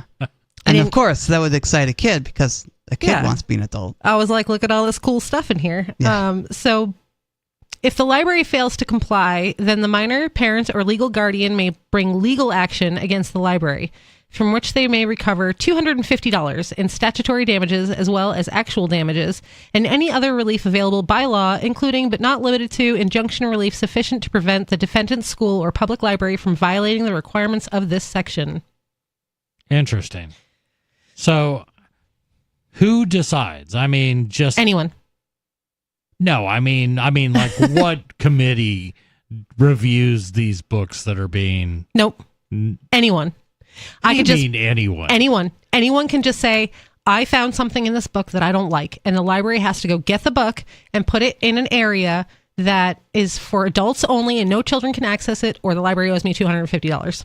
So, number one, this sounds like a great way to make some money. Yep. Like if you're broke and you're in Idaho, this is not a bad scam. And better than on your scratching politics, copper. Like if you were a Republican, you could go in and find every just Michelle Obama book, and you could say, I'm offended by this. You could just completely change what will be exposed to young minds by just doing that. And if you were, that I'm going to stereotype, and I'm going to say I can imagine people on the right doing that. Yes. Making political choices that they don't want, political views not presented to their children, but then any ideology. Then the Democrats could certainly retaliate and eradicate it until there's just no books for children. No books for children. Oh, this is Well, insane. somebody think of them. Yeah. They can't have knowledge. The law includes a broad definition of harmful to minors, which deals mostly with sex and nudity, including acts of homosexuality, and is based on Idaho's 1972 obscenity code. It allows anyone to fill out a form, which libraries must have handy, to challenge any book they believe is harmful. The law does provide affirmative defense to civil liability avenues for the library, including believing the minor was 18 or believing that the minor was accompanied by an adult. There's nothing in the law that allows the library to challenge the charge that a book is harmful to minors. So you could say any book is harmful and the library can't do anything to challenge it back. So you talked about the guidelines of what, and you talked about nudity, and can you reread that part? Yeah, it says the law includes a broad definition of harmful to minors, which deals mostly with sex and nudity, including any act of homosexuality, and is based on Idaho's 1972 obscenity code. But then it goes on to say that it doesn't have to just be that. There's nothing in the law that allows the library to challenge the charge that the book is harmful to minors. So you can just say any book has this stuff in it, and I don't want it there. And then the library can't do anything about it. They have to just take that book and put it in their vault with the bombs. The bombs. Yeah. Does the okay? So where does this money come from? Where does the $250 per offense come from? I mean, does it come from the library's budget? Because those things are always ridiculous. Yes, the library has to pay the $250. The library itself. I'm wondering. I'm just envisioning tens of thousands of dollars within the first week of this going into effect. Where do they turn to? I mean, are these all government-owned libraries? So then the taxpayers will then be on the hook for these fees. Right. So great It's free job. money. Exactly. Well, what the heck? I mean, I would game it. I would go in and just, at that rate, I mean, for like a couple days, like if I went in and I chose my four books to ban, and it would take me 15 minutes. Yep. Undoubtedly, That's I would a have good to, hourly rate. I would have to come back at some point, right? No, I don't think so. You just fill out the form, and then that's it. Just put my banking information on there, deposit my checks here. Thank you. That's right. Wow. So I can make $1,000 a day. You doing probably could. that. So, $1,000 every 15 minutes. I'm certainly going to do more than one. I mean, Yeah. I'd spend a whole day. Yeah. Yeah, just banning books. Ban. I don't know why you're so upset about I this. don't know. It's pet peeve of mine. The law ultimately hinges not on the legal definition of harmful to minors, but on the definition used by whoever wants to challenge a book. It is conceivable that a library could win on the merits of the material being challenged, but it would still involve time and money that libraries don't have to spend. Given incidents like the Florida district that was required to draw pants on Maurice Sednak's classic In the Night Kitchen, a library could expect plenty of challenges. Can you imagine being so small-minded of a person that you're like, this children's book that has no visible anatomy on it, that guy doesn't have any pants on, so everybody, you guys need to draw pants on that, because my kid is going to have problems if he sees these pantsless, shapeless bodies. I would immediately go to the Winnie the Pooh section. Yeah. Cat in the Hat? Yeah. Did the Cat in the Hat have... I know Winnie the Pooh's... I think the Cat in the Hat just has a hat. Right. Salacious. It's terrifying. We can't have that. Some legislators pointed out the potential for mischief. Senator Mary Shea said the bill invites mischief and grift. It would be very easy to put a book you don't like in the wrong place in the library just to file a lawsuit about it, reported Kyle, your last name, Fanfensteel for the Idaho Capital Sun. The $250 liability award is reduced from an earlier version vetoed by Little that proposed a $2,500 bounty. Dang it, I missed. Can you $2,500? There'd not be a book in the library by the end of the week. No, there wouldn't. Not one. So the question is how long will this be a viable program? I'm guessing within a month it's just going to be. Well, it's already not. So, an earlier version written by the Idaho Family Policy Center also proposed criminal penalties and jail time for librarians found in violation. Jail time. Putting a librarian in jail because a book was in the wrong place, or Winnie the Pooh doesn't wear pants. This whole litigious or government-funded operation is just getting absolutely worse and worse. Like, why are they so focused on banning books? The only societies that want to ban books are the totalitarian regimes. Ding! I think you answered your own question. Yeah. So people who have certain views don't want other people to have information that might lead them to views outside of the ones that are acceptable to them. I get that. And the reason why this is a bad idea is because when you control information and you control what people read, hear, see, experience, you are essentially ruining their physical and mental autonomy. Yeah. And that's not a libertarian position, and it's a horrible position to take. What do you own if not your own mind? Right. Exactly. And I get that. I, as a parent, I also, and you and I differ a little bit on this. I want to imagine there is some way for there to be some age appropriateness to some things. Yes, you go with your child and supervise them. Right. But I also want to get him out of the house. No, I'm just kidding. Yeah, and maybe that is the answer. Maybe it is just that if you do want this, then spend time with your kid. Crazy, right? Right. And like parent.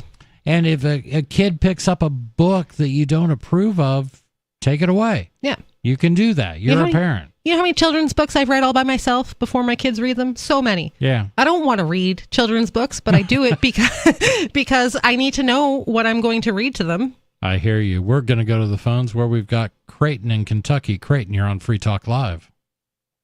Yeah, I called in because this topic comes up a lot, especially on Wednesday night. And I don't really want to talk about the stupidity of laws because The reality of it is that this could be a case of Gelman amnesia, the reporting being one-sided. Almost certainly is. Or it could be the case that there's somebody who introduced this bill who has something against public information, which is entirely consistent with governments across since the Gutenberg press was invented. Right. Neither one of those things would surprise me. But the reason I called in is because of the misinformation that keeps getting presented. When you say book ban, what you're saying and then what you're describing are not the same thing. Okay. A book ban would only be as if the parent of that child it would be illegal for them to go to Amazon and order that book for that child. That would be a book ban. That's not true. That hasn't happened. That's not That true. hasn't happened. A That ban hasn't just happened means in Florida or Utah and any of our lifetimes. a ban just means unavailable. It is unavailable to you. And if you make it But so it's not unavailable to you. it is unavailable in the public library. It doesn't say a ban across the whole state. It says in the libraries. A library ban. A library ban. I understand what you're saying, Creighton. Well, The I don't. public library is a state-funded institution. Okay. You expect it to give you any book that you want available to it. It will never happen because publishers don't want that to happen either. Any book that is in the library should be available to any library patron. They don't have to carry anything. I didn't say they had to carry Right. anything. It's always been the case. She's just The saying. library has a list. The books that are already there should be available to any library patron. That's fine. Okay. And they can make that choice themselves. They have their own organization. They fund it. If Who does? You don't like it. Who funds if it? you The public don't like- library The Well, public library is of funded the by county the public, is funded by the public county. The Okay. county or the state. which Yeah. is the people of that county. Sure. Or in New Hampshire, Sure. the town. Okay. You have a complaint. You have a legitimate complaint that you don't have access to that book through that library. Not that If you I don't do, have not that you but don't it's have not access a to the book. That the book already exists within the library and is then banned from the public to obtain from that library. No, it's a banned. ban implies a criminal outcome if you route around it. Does it? No such ban exists in the United States and hasn't in any of our lifetimes. That's not true. It's not a book ban. That's Gelman amnesia in text, in headline, and you're spreading it when you say it that way. The definition of the word ban has nothing to do with being criminally punished for it. I kind of see where it doesn't. I get Creighton's point. I'm not saying I agree or disagree with you, Creighton, but I get what you're saying. They're not saying this book cannot exist in this library. What you're taking offense at is the fact that they're making a call because anyone complained about any book, making that unavailable to anyone under 18. Would that be Which accurate? is not a ban. Then what is it? Then what is it? It's a removal from the children's library section. That's literally all it is. That book is legal in that state. I Uh-huh. don't care what book we're talking about. It doesn't say that it's You live in banned that in the state. It says it is a ban from that library. Which is a lie by word. I Because get. it's not even banned in the library itself. It's not illegal to own or possess the book. It's not a ban. I mean, it's illegal. What ban means? If it wasn't illegal for the child to obtain the book, then the library would not be getting fined for the book being obtainable by children. Creighton, I'm going to hold you over.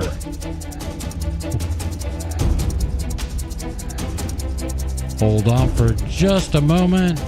603-283-6160 is the phone number if you want to join us. And we will be back. This is Free Talk Live. This hour of Free Talk Live is brought to you by Dash Digital Cash. Dash is the cryptocurrency designed to be used for spending. Tired of the ever-inflating US dollar? You can live your life on Dash instead with some handy websites. BitRefill.com has been accepting Dash for years and has a ton of big-name retailers and brands including grocers, gas stations, phone refills, Amazon, and even prepaid MasterCards. Plus, many of their gift cards are available at a discount. But what about paying your bills? Spritz.finance can do that, and they can send dollars to your bank account in case you still need those for some reason. Dash is one of the oldest cryptocurrencies and is widely available on exchanges, including the decentralized Maya protocol and in multi-crypto wallets. It's easy to get and use Dash. Start by learning more at dash.org. Thanks to the Dash DAO for sending us 32 Dash per month to promote Dash on the air. Visit dash.org to learn about Dash. Dash.org. From Feature Story News in Washington, I'm Nick Harper.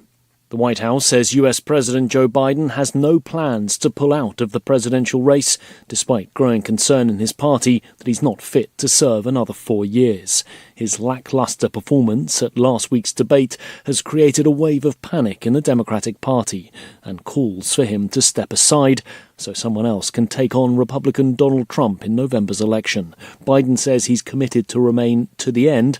And on Wednesday, White House Press Secretary Karine Jean-Pierre pushed back against reporters asking why Biden having a cold and jet lag was being used as reasons for his poor debate performance. We get tired looking at him doing his meetings and traveling. And so I think that's what he was speaking to. And I don't think it has a toll on, regardless of what age you are, it has a toll on you, that type of travel. There's a cold, there's a jet lag, you combine that.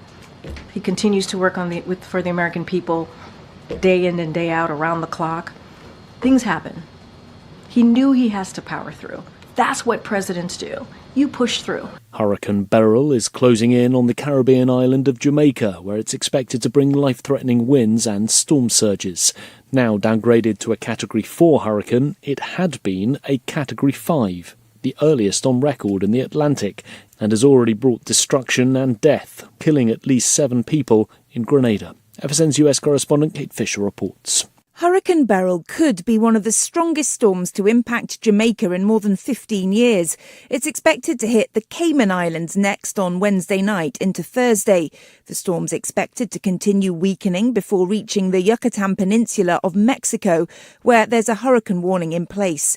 There's a slim chance that Beryl could pose a risk to coastal Mexico and South Texas as it moves west, or to coastal Texas and Louisiana if it were to turn north over the Gulf instead. Beryl's intensity is extremely unusual for this time of year, having been fueled by record warm ocean waters. With a new Prime Minister in place, the United Nations says Haiti is making headway to restore peace and hold credible elections. But these new developments are marred by ongoing gang violence in the capital and a lack of law and order. FSN's Jody Jacobs reports from UN headquarters in New York. While there's some hope on the horizon for Haiti, the ongoing gang violence is continuing unabated. Kenyan police arrived in the country last month as part of a UN-backed mission to secure the capital, as its own police is unable to. The country has a new prime minister, and he has his work cut out for him. Addressing a special UN Security Council session on Wednesday, Prime Minister Gary Conille acknowledged the challenges his country faces, but says he is up for the task and is committed to lasting peace and development. From Bureaus Worldwide, this is FSN. Yep, we still do email. Drop your email address in the entry box at freetalklive.com, and you'll be kept in the loop with Free Talk Live.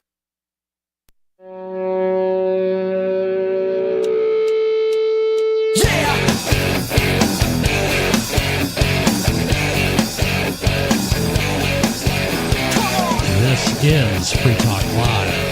603-283-6160 is our call-in number, and we have been taking calls tonight. Right now we have Creighton on the line from Kentucky. Creighton, you're back on with us live. You were taking umbrage with the characterization of this new program at Idaho's public libraries. This is all of them, correct? Yes. The fact that anyone can come in and challenge any book in a public library as being inappropriate for someone under the age of 18, and they would then remove it to an adult-only section of a library. Is that pretty much where we're at? You were basically saying this is not a book ban. What I'm saying is that despite the fact that dumb laws are dumb, It is a And dumb that law. Reporters like to say stupid things about stupid things. It gets clicks. When you see a headline that says book ban or any kind of ban, it's designed to make the reader have an emotional reaction. It's by definition propaganda. The author of this article is certainly getting something wrong about this article, this actual bill. Don't care about that at all. What I'm saying is that when the hosts of the show go on to the show, not that I complain about them complaining about any of you guys complaining about stupid laws. The laws are stupid. What I'm saying is when you read the headline and accept the statement, book ban at face value, you are engaging in Gelman amnesia. You are participating in it because when the phrase ban is mentioned in a headline or anywhere else, the listener, the reader, has a certain association with the word ban with something being illegal. It is. Smoking is banned in public buildings. Drugs in the Schedule 1 are banned. These are banned because they are not legal to circumvent.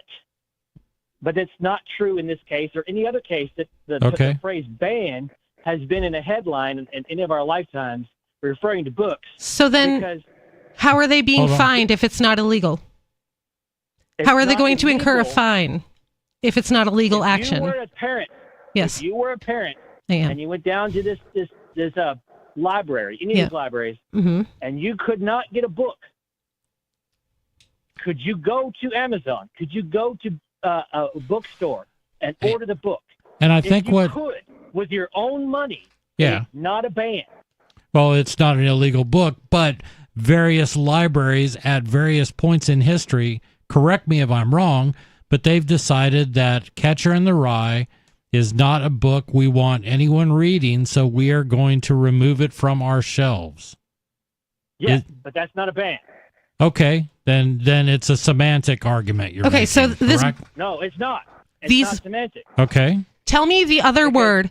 Listen, wait. Let me explain the situation. So these books are in the library. These children are not allowed to access any of these books. They will be put in an area where they're not allowed to access them. Only adults can access them. And if the library fails to do that and a child gets access to the book, the library is then fined. What is the word for what they have done to that book in terms of the child? They've restricted it.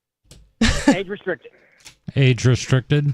Okay. And that's something that libraries have done this for the entire time we've had public libraries, because libraries are, by definition, the public libraries anyway, are government agencies.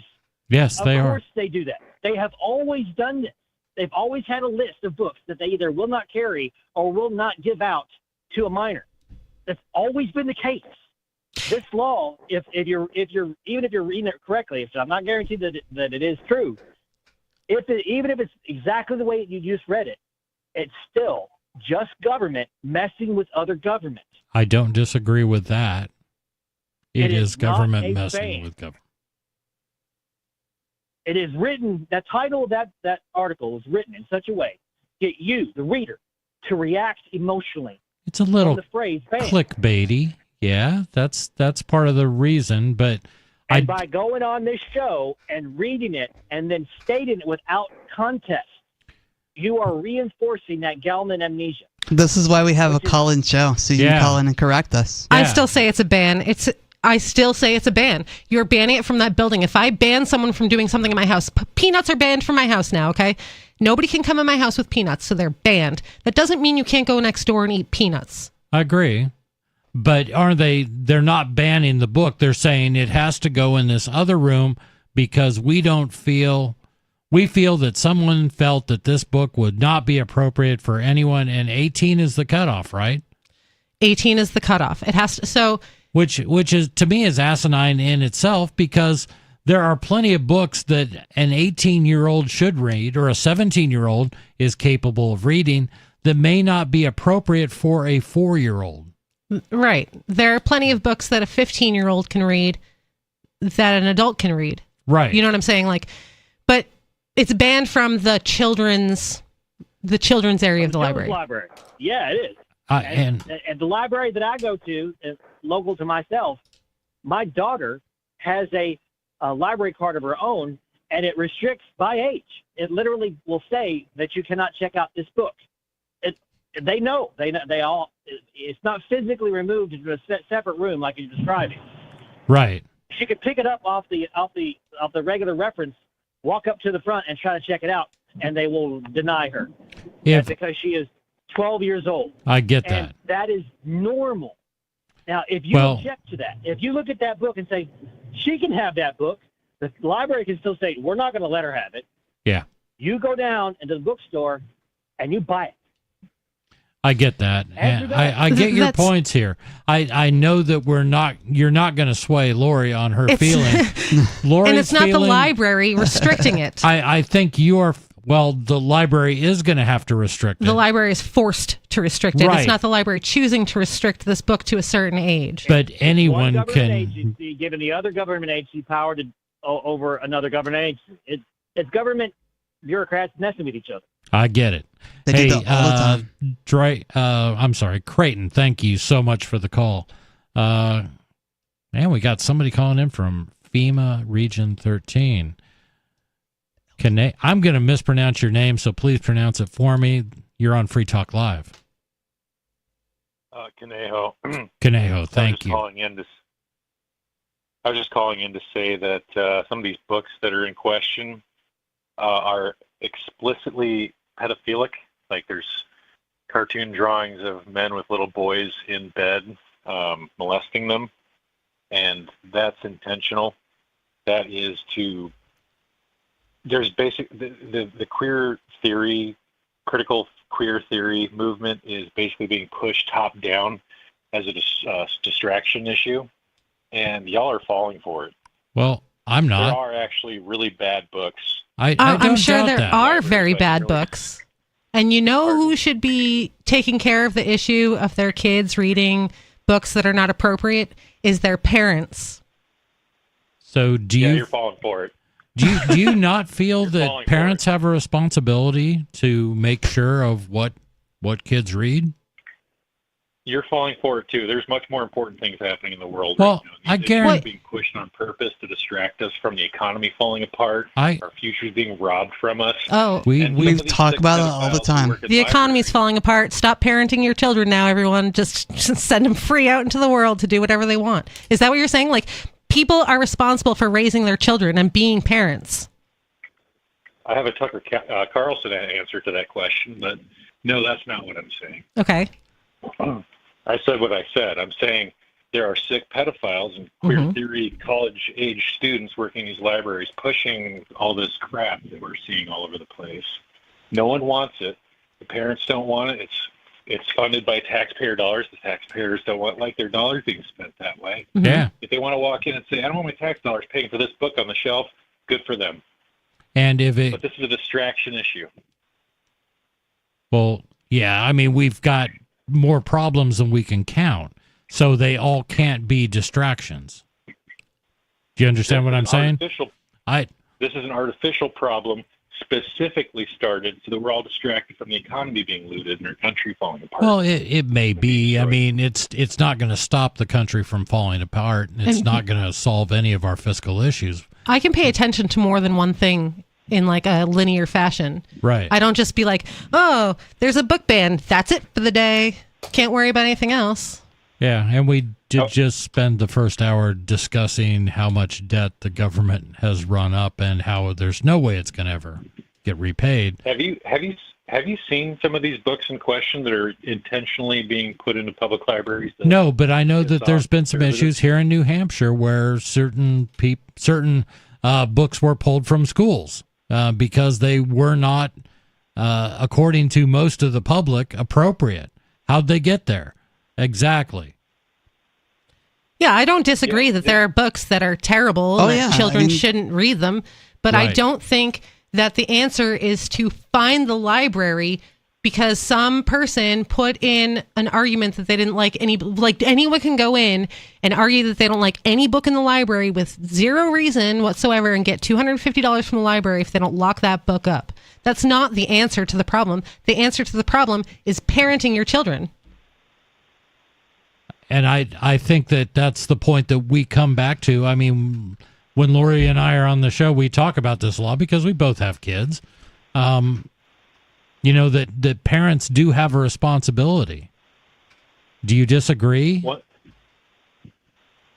Well, of course they do. What I'm saying is we both agree that this is a tragedy of the commons issue.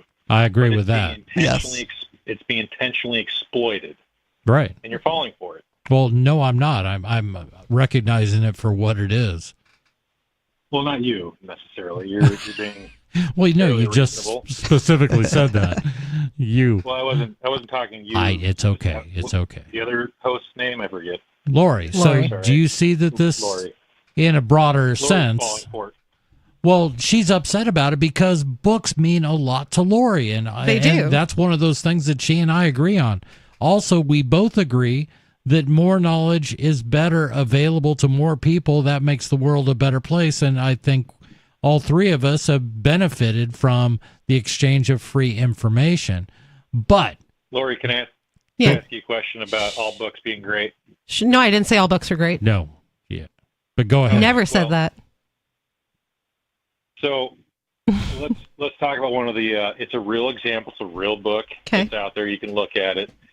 There's a book out there. It's written in cartoon format, and it is about grooming. It is targeted towards a child audience. And it is about adults raping prepubescent children. Are you finding those books being stocked on library shelves, or parents giving those books to their children? I don't think any parent should give those. Adult giving those to the children? I don't think that any adult should give those books to children. Yeah, I don't either. I don't either.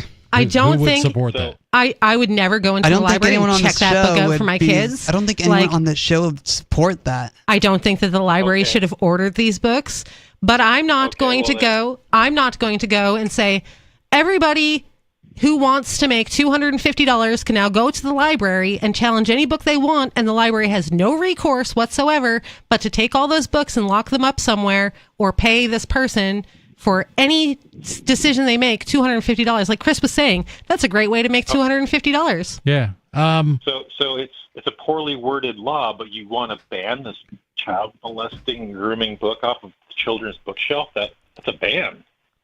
Well, actually, to kind of put this all in a different way, I mean, if that book found its way into my public library, and it sounds despicable, the one thing I would advocate for is for that to be kept in an adult-only section of the store. I'd probably Or check of it the out. library. I'd probably check the book out and throw it away. Just exactly. Never return it. Yeah. No, I would say that book, I'll just pay the fine. I don't know what happened to it. I would get somebody in my store that gets all up, or in my library that gets very upset about any talk of banning any book, and I would say, let's go down to the library. I want to show you one that's in there right now.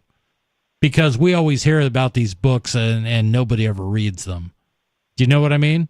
So, like you could use that as an example to show other parents why they need to watch out what your kids are going. And this is why this is in the adult section. Whatever librarian got that book and put it in the library should be fired. Right.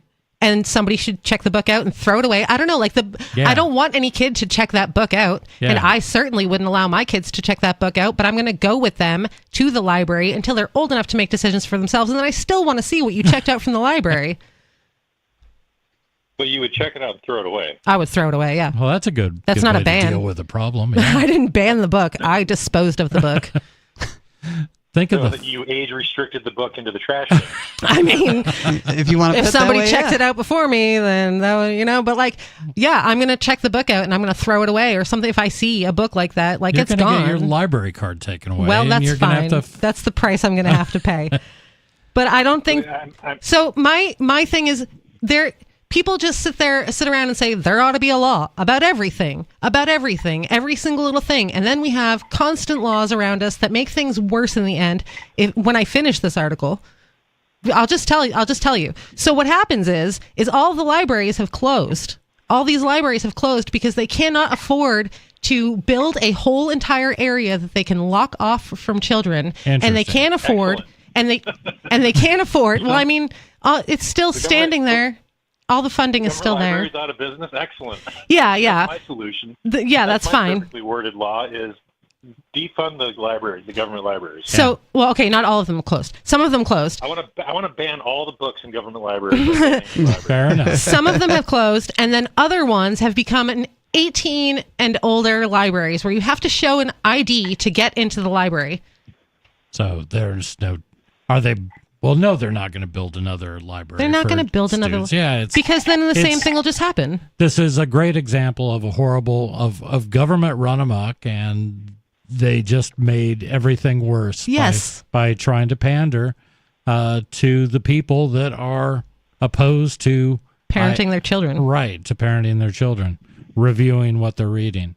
Hey, go ahead. Well, final thought. Please. So, all of this, all these news stories that are being pushed at us all the time that have nothing to do with actual problems. Mm-hmm. I can tell you that a lot of people I know, trans and gay and bi and all that, they don't appreciate being used as political footballs, and they don't agree with a lot of how they're. I'm sure they don't. Yeah, I agree. It's a shame. Identity politics is out of control. It is a shame. Yeah, so that's my final thought. Maybe you could have children have to be accompanied by adults in the library, and that only adults can check out the books. Or better yet, just defund the government libraries. Well, that would be fine. That one best. That would be fine. Defund the government libraries. Hey, man, thanks a lot for the call, man. Have a great one. You too. So now, in the end, you literally have restricted access to children to any books. Right. Because what happened is somebody ought to have a law about something, and then the law makes everything 10 times worse, because that's what government does, is make everything worse. And now kids just have no access to books. It's cost prohibitive, so that's the only way they could ever address it. Hold on. Let me rephrase that, because Creighton's going to call and be like, you're wrong. They still have access to books because you can order them on Amazon. Okay, so kids don't have access to free books at the public library that's funded by taxpayer dollars. And if it's going to be there, then it should be accessible to everybody. Yeah. Interesting. I thought this would just be kind of a let's rail against a bad law type of thing. No. But Now it got into a fun debate. But That's right. libertarians love to debate. As you've noticed, Lori, libertarians love to debate, and we love to argue. Yeah. That's a really bad law. It is. Most of them are. Just when you think like you've heard the most ridiculous, stupidest move by government, by legislatures, I'm constantly surprised. So I really wanted to read that story because I've had so many people. I read a thing about a book ban, and people called in so many times, and they're like, "You're wrong. Book bans are fine. People should be allowed to ban anything they want." You know, this is great for everybody, but this is what happens. This is what happens is you restrict children from access to the books in the library that everyone's paying for anyway, because, you know, people take advantage of anything they can to get their own agenda solved. So they don't want books about gay people, so they're going to be like, every single book that has anything to do with gay people in it, I'm going to go make a complaint about. Now they have to take them all out. I'm no theologian, but is there not some reference to homosexuality in the Bible? Yeah, that happened in Florida. People claim the Bible condemns homosexuality, so who knows? But there is homosexuality in the Bible. Right. So that happened in Florida when DeSantis made the original thing where, you know, people could challenge all these books and the book bans. Somebody was like, oh, yeah. And they went and challenged the Bible. And he was like, well, now they're abusing it. We're going to have to rewrite this whole thing. Well, if you don't want your laws abuse government, maybe you shouldn't write them. Maybe, right. And if you're going to, make them better. Yeah. It's such a slippery slope. The idea of legislating, trying to come up with every what-if scenario that you're inevitably going to miss something. You're going to get something wrong. And who pays? Then we all pay because you're doing the work twice.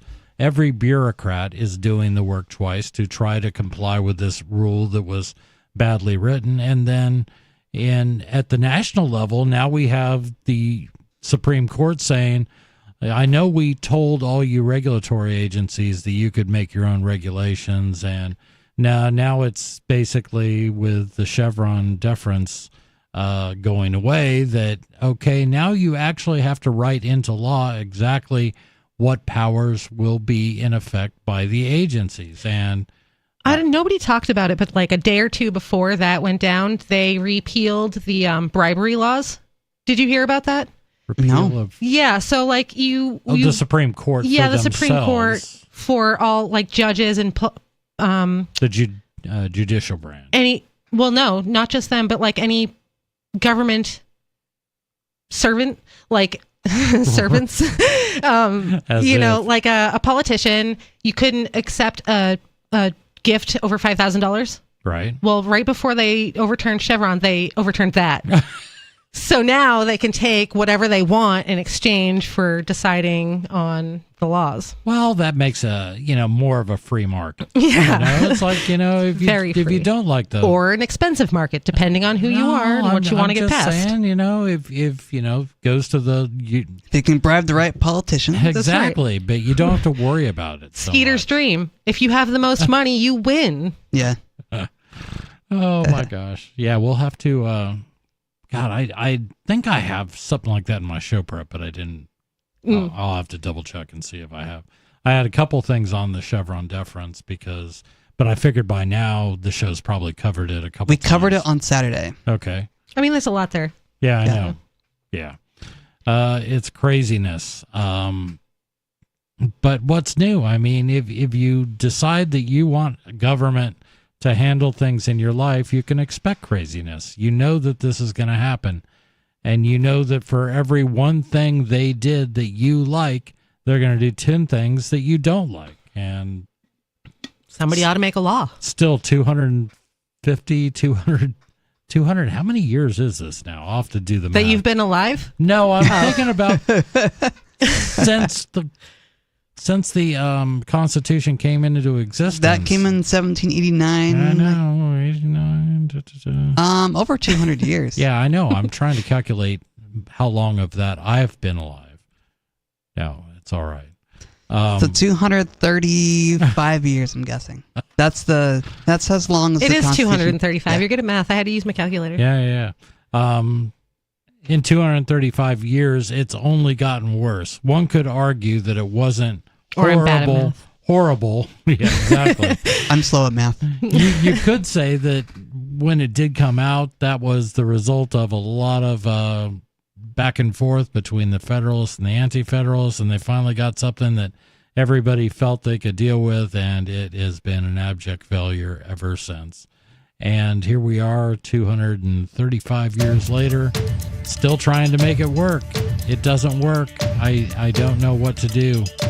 It's time to get out while the getting's good. Yeah, let's get out of the United States. I think that'd be the best option. Skeeter said he'll pay for us all. Exactly. Oh, excellent. Let's do it.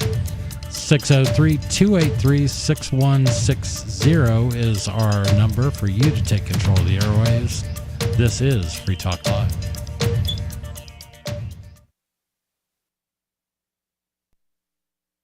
In a deal policymakers have hailed as a decisive step towards combating the rapidly escalating national debt, the United States settled 0.12% of its debt to China this week with a single autographed photograph of John Hamm. The sale of the glossy signed headshot of the acclaimed actor, which China reportedly accepted for a financial easement of approximately $150 out of America's estimated $1.3 trillion in obligations, concludes a 6-month negotiation between the two parties. The decision was obviously not an easy one, but without question, this was the right choice for our nation's future. And in this week's Science News, a distant planet is terrified that it might be able to someday support human life.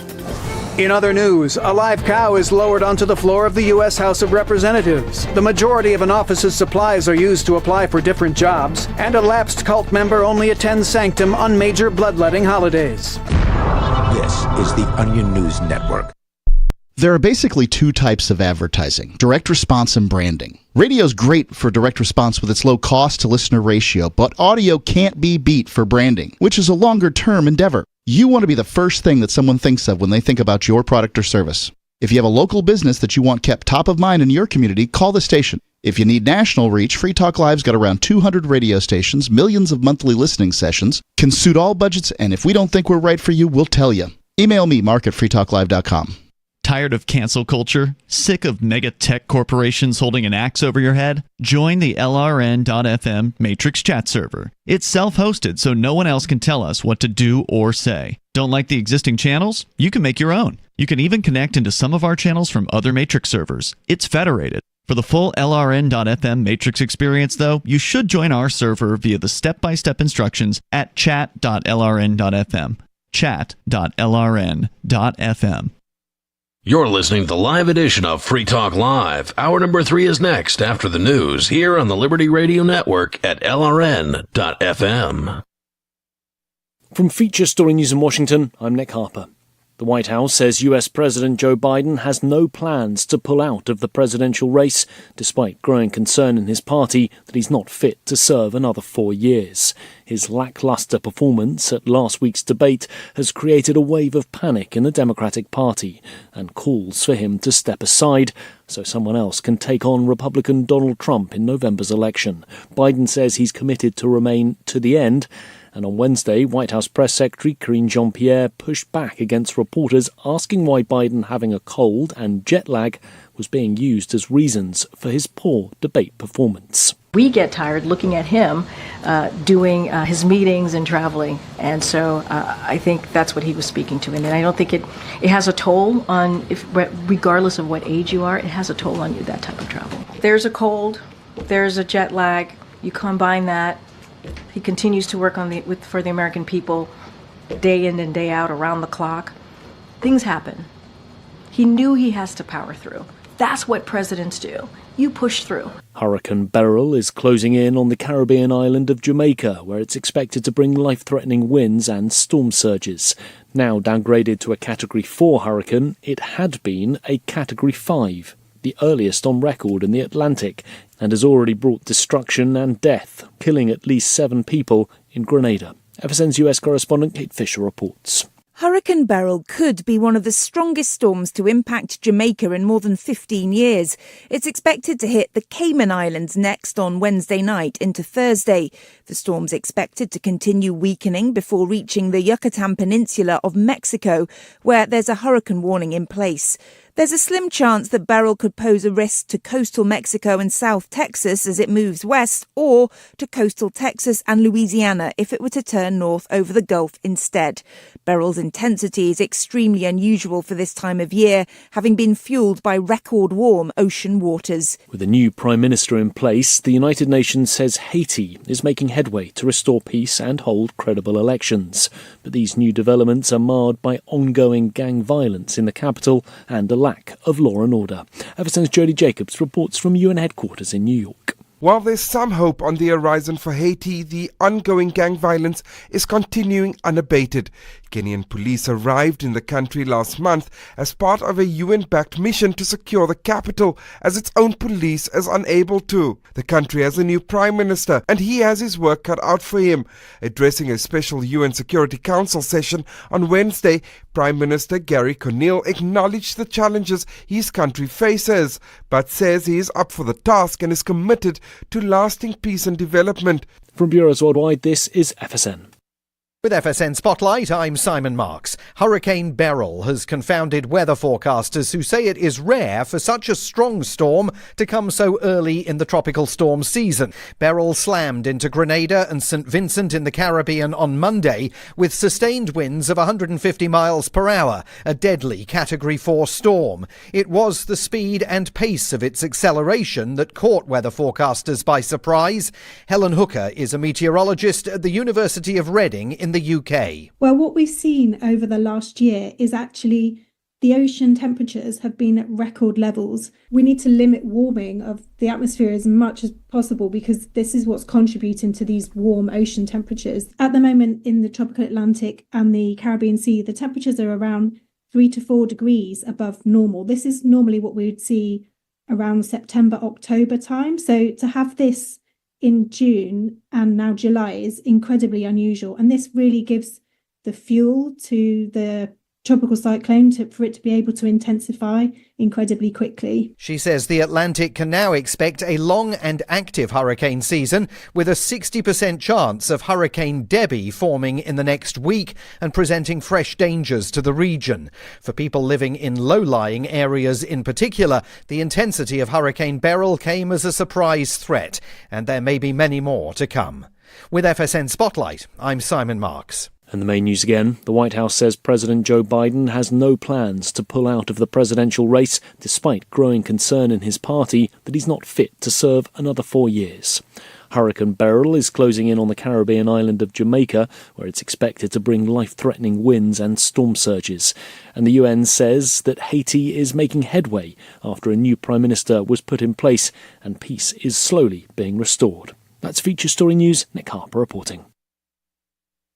This is William Chambers. Now a retired insurance salesman, Chambers is just one of over 95% of grandfathers who, according to a new report from the Center of Business Intelligence, secured their first and only job by walking right up to the owner of a business and asking for a position right then and there. I slammed my fist on the desk and said, "I'm your man." He stood right up. He shook my hand and he said, "You come in first thing Monday morning." According to the report, nearly 36% of grandfathers claim that they found employment by entering a local business with nothing but a nickel in their pockets and a shirt on their backs. 24% saw a fine-looking marquee for a business and said, "Someday my name's going to be on that sign." And 40% of grandfathers said they snuck into the CEO's office and said, "Mr. McKinley, sir, I'm your guy." It just took gumption. You didn't need some fancy internship. Looking the boss dead in the eye and showing him you were a man. That was your internship.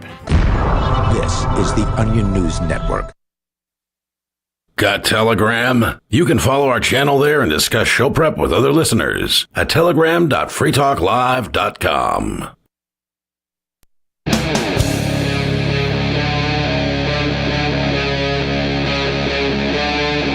Free Talk Live.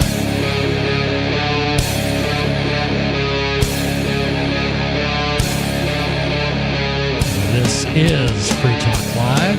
603-283-6160 is your call-in number. That's where you get to pick the topics. You can decide what we talk about. In studio, it's myself, Chris. I'm joined by Lori and Riley.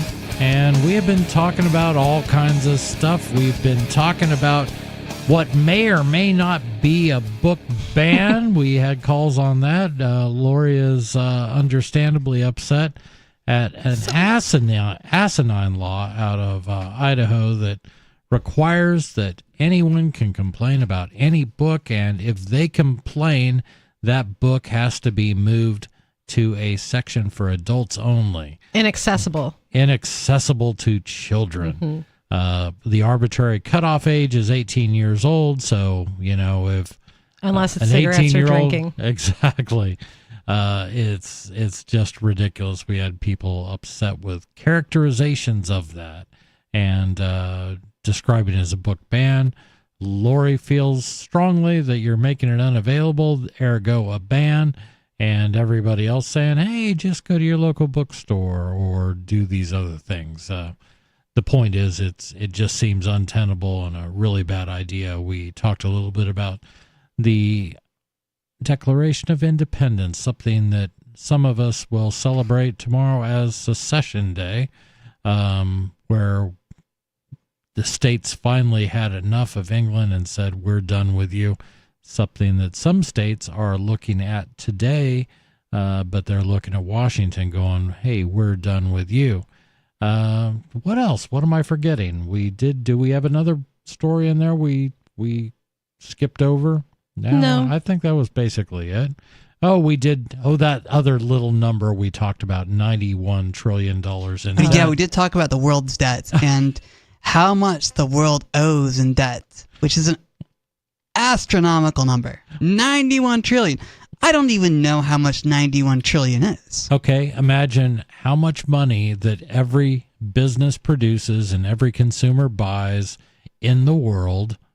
And because this includes government spending, it's all of that too. And $91 trillion is basically the gross national product, or the GDP, I should say, of the world, and that's how much all the governments owe. So it's untenable, and it's not terrible. sustainable either. And it's going to be interesting to see. It's going to see how far this can go when we're all just buying things on debt. The interest alone is a number that's not graspable to the human mind. But banks can grasp it. Banks are going to make so much interest off of all these late payments. Of course, you're going to have governments defaulting all over the world, including the United States. I mean, but when the government defaults, the banks also default because they're backed by the government. And on and on and on it goes. We're going to go to the phones where we've got Dave Ridley calling from New Hampshire. Dave, how are you?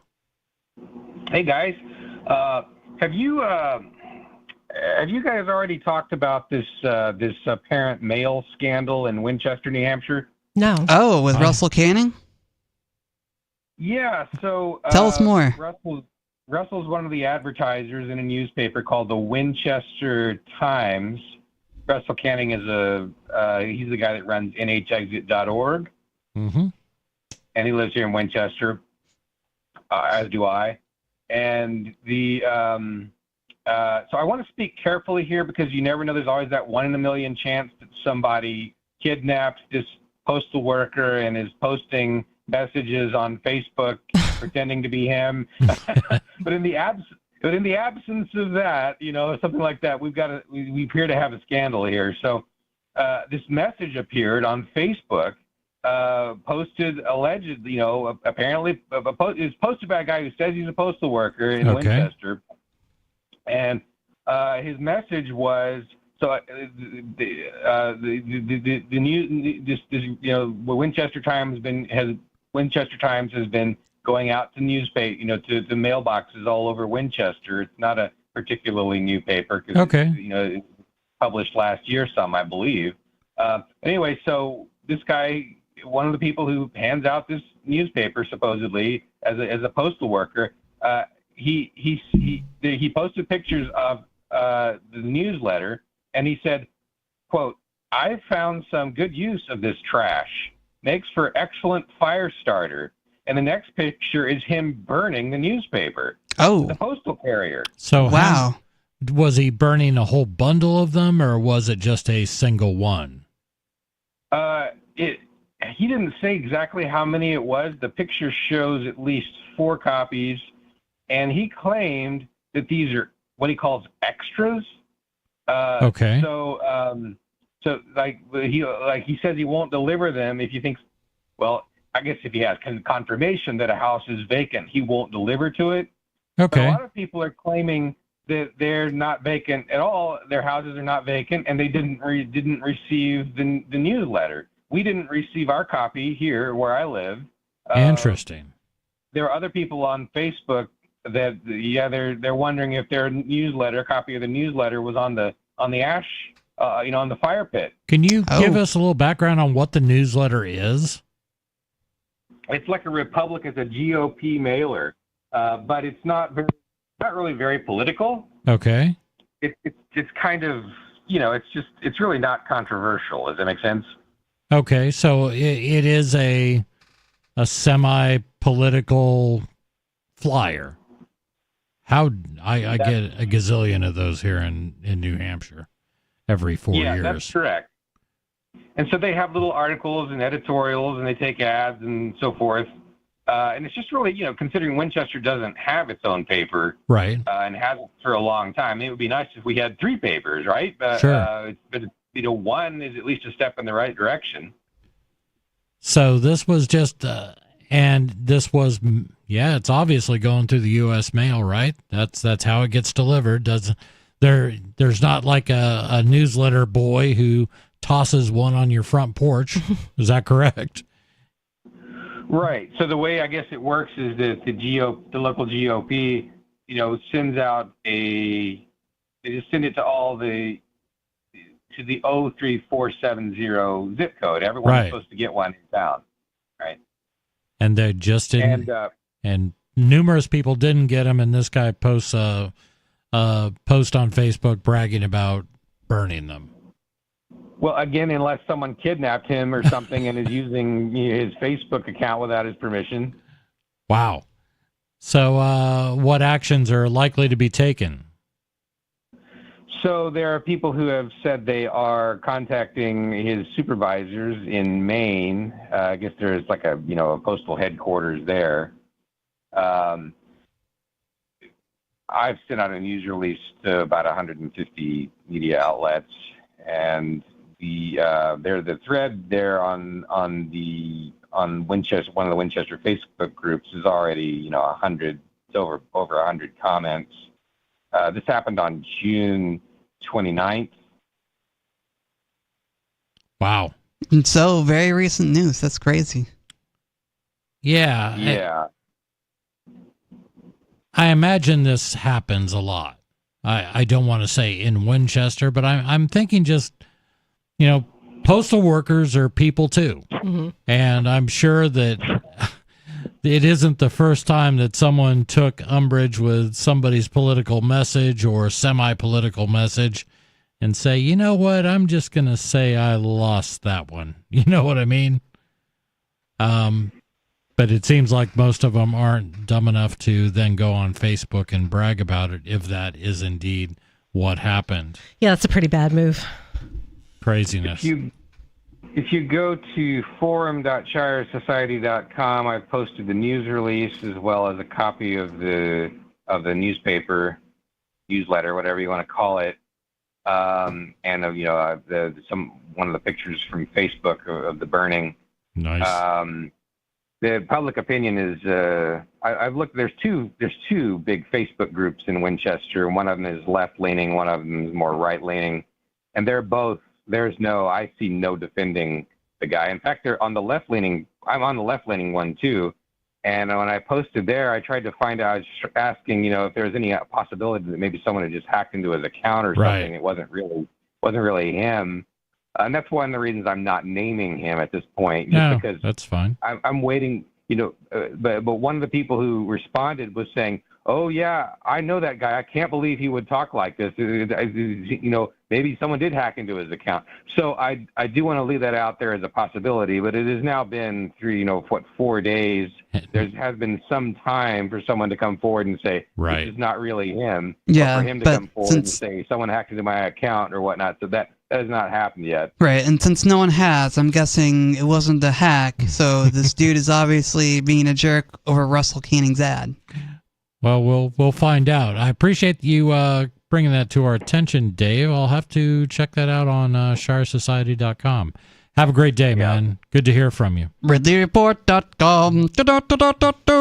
That's where you can find his stuff. We're going to go to Jet. Jet, you're on Free Talk Live.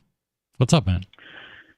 Well, I like to call in once in a while, and I don't know if you guys have talked about this, though, but the bogus nature of this thing we call government in respect to the Supreme Court this time. They've been busy. Have you talked about that recent ruling about immunities, presidential immunities? Oh, yeah, I saw that too. There's been, the Supreme Court has been busy. Yeah. Oh, they have. They've been very busy. Yes. Now, it's just, what did they basically came down and said that presidents do have an immunity for only things done in their supposed office. Official duties. And I feel like all these rulings they've been making lately is like how to commit crimes handbook for for United States employees. Well, there's something really interesting. Just been flying off the handle. That means that he could order people to assassinate, his rivals and things like that. Right. And what these idiots are not recognizing is the same rules apply to the person who is now in office. In other words, if you're cutting out a lot. Yes, Jay, you're cutting out a lot. Yeah, we're missing like half your call here. Okay. I think what's happening is somebody's on the other line. But anyway, what I'm saying is what they don't realize is that the same rules apply today as they would to the future. Of course. The current president could create all these problems as well. But we just lost Jet. Yeah, I'm Jet. Maybe we'll catch you next time. But I get what he's trying to say. It sounds like what he's trying to say is that this organization type known as government's bogus, and eventually he's going to go on his spiel about these people have no more rights than we do, which is an important thing to remember. Right. And I agree. The Supreme Court has been quite busy, and some of the things they've done are bogus, and some people take it way out of proportion and things like that. So just remember, the organization type known as government is absolute bogus. I hear you. And to what the point I thought he was going towards was, people love to cheer when it goes their way. Yes. But keep in mind this granting, or they didn't grant anything. They just said that, first of all, we're going to kick this down to the lower court to decide on this particular case.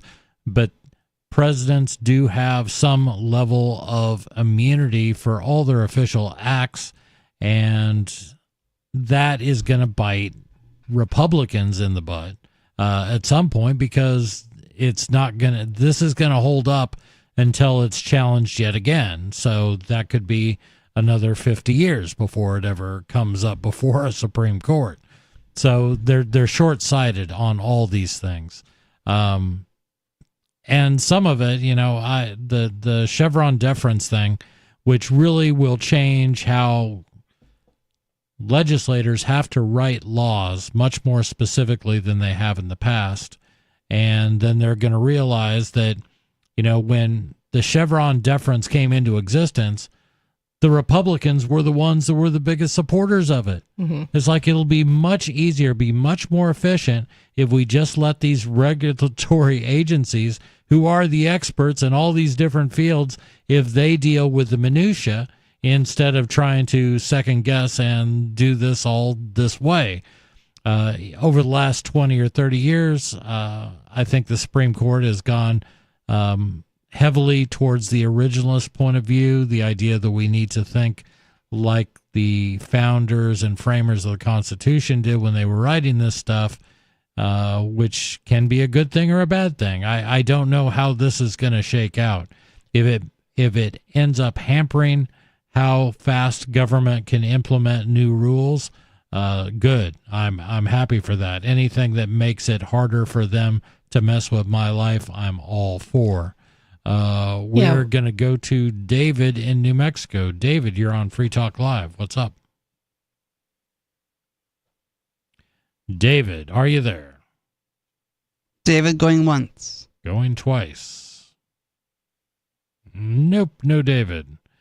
Jet called back in. Jet, you're back on Free Talk Live. Yeah, I'm not sure if you got my point about how the ruling applies to everybody, not just the future president. Did you? Yes, that's what we discussed, that what may seem good right now is likely to bite you in the butt at some point in the future, because these cases don't often make it to the Supreme Court, because the Supreme Court is really reluctant to overturn decisions made by previous Supreme Courts. That's why, we have stuff like, is it Kiramatsu? I don't know what that is. No, I'm thinking of, stupid like stuff that was decided in the 1800s is still on the books as precedents. That because no one dare challenge a precedent, and that's which is silly. Well, yeah, and some dead guy made a decision, and we must uphold it. 100 years later. Yeah, 200 years later. That's part of what I like to talk about as the bogus nature of this thing we call government anyway, that essentially it's a psyop, that we fall into this all the time, start talking about it as though it's somehow legitimate, that a group of people can get together and say, we're in charge now and you've got to obey us. And it really is one of those psychological things that I just wish more people could get beyond. Right. and find. But there's something about voting too that people need to know, and that is, it turns out that only about half of the people in this country vote. True. You cut that down to 50%. Now you've got the other splinter organizations, the Communist Party, the Green Party, the Libertarians, all this kind of thing, and they cut into that. So it gets down to where, in fact, less than 20% of the voters in this country actually make the decision. I'm laughing because I've known this for years, and we pointed it out here on the show from time to time, but we don't speak about it enough. It really is, and they talk about half the country wants this. It's like, no, half the country has never voted for a president. It has never happened. And there's so many people that are like, oh, if you vote the way you actually want to vote, you're throwing your vote away. Can you imagine if all those people that are talking about how they're throwing their vote away actually voted the way that they wanted to vote?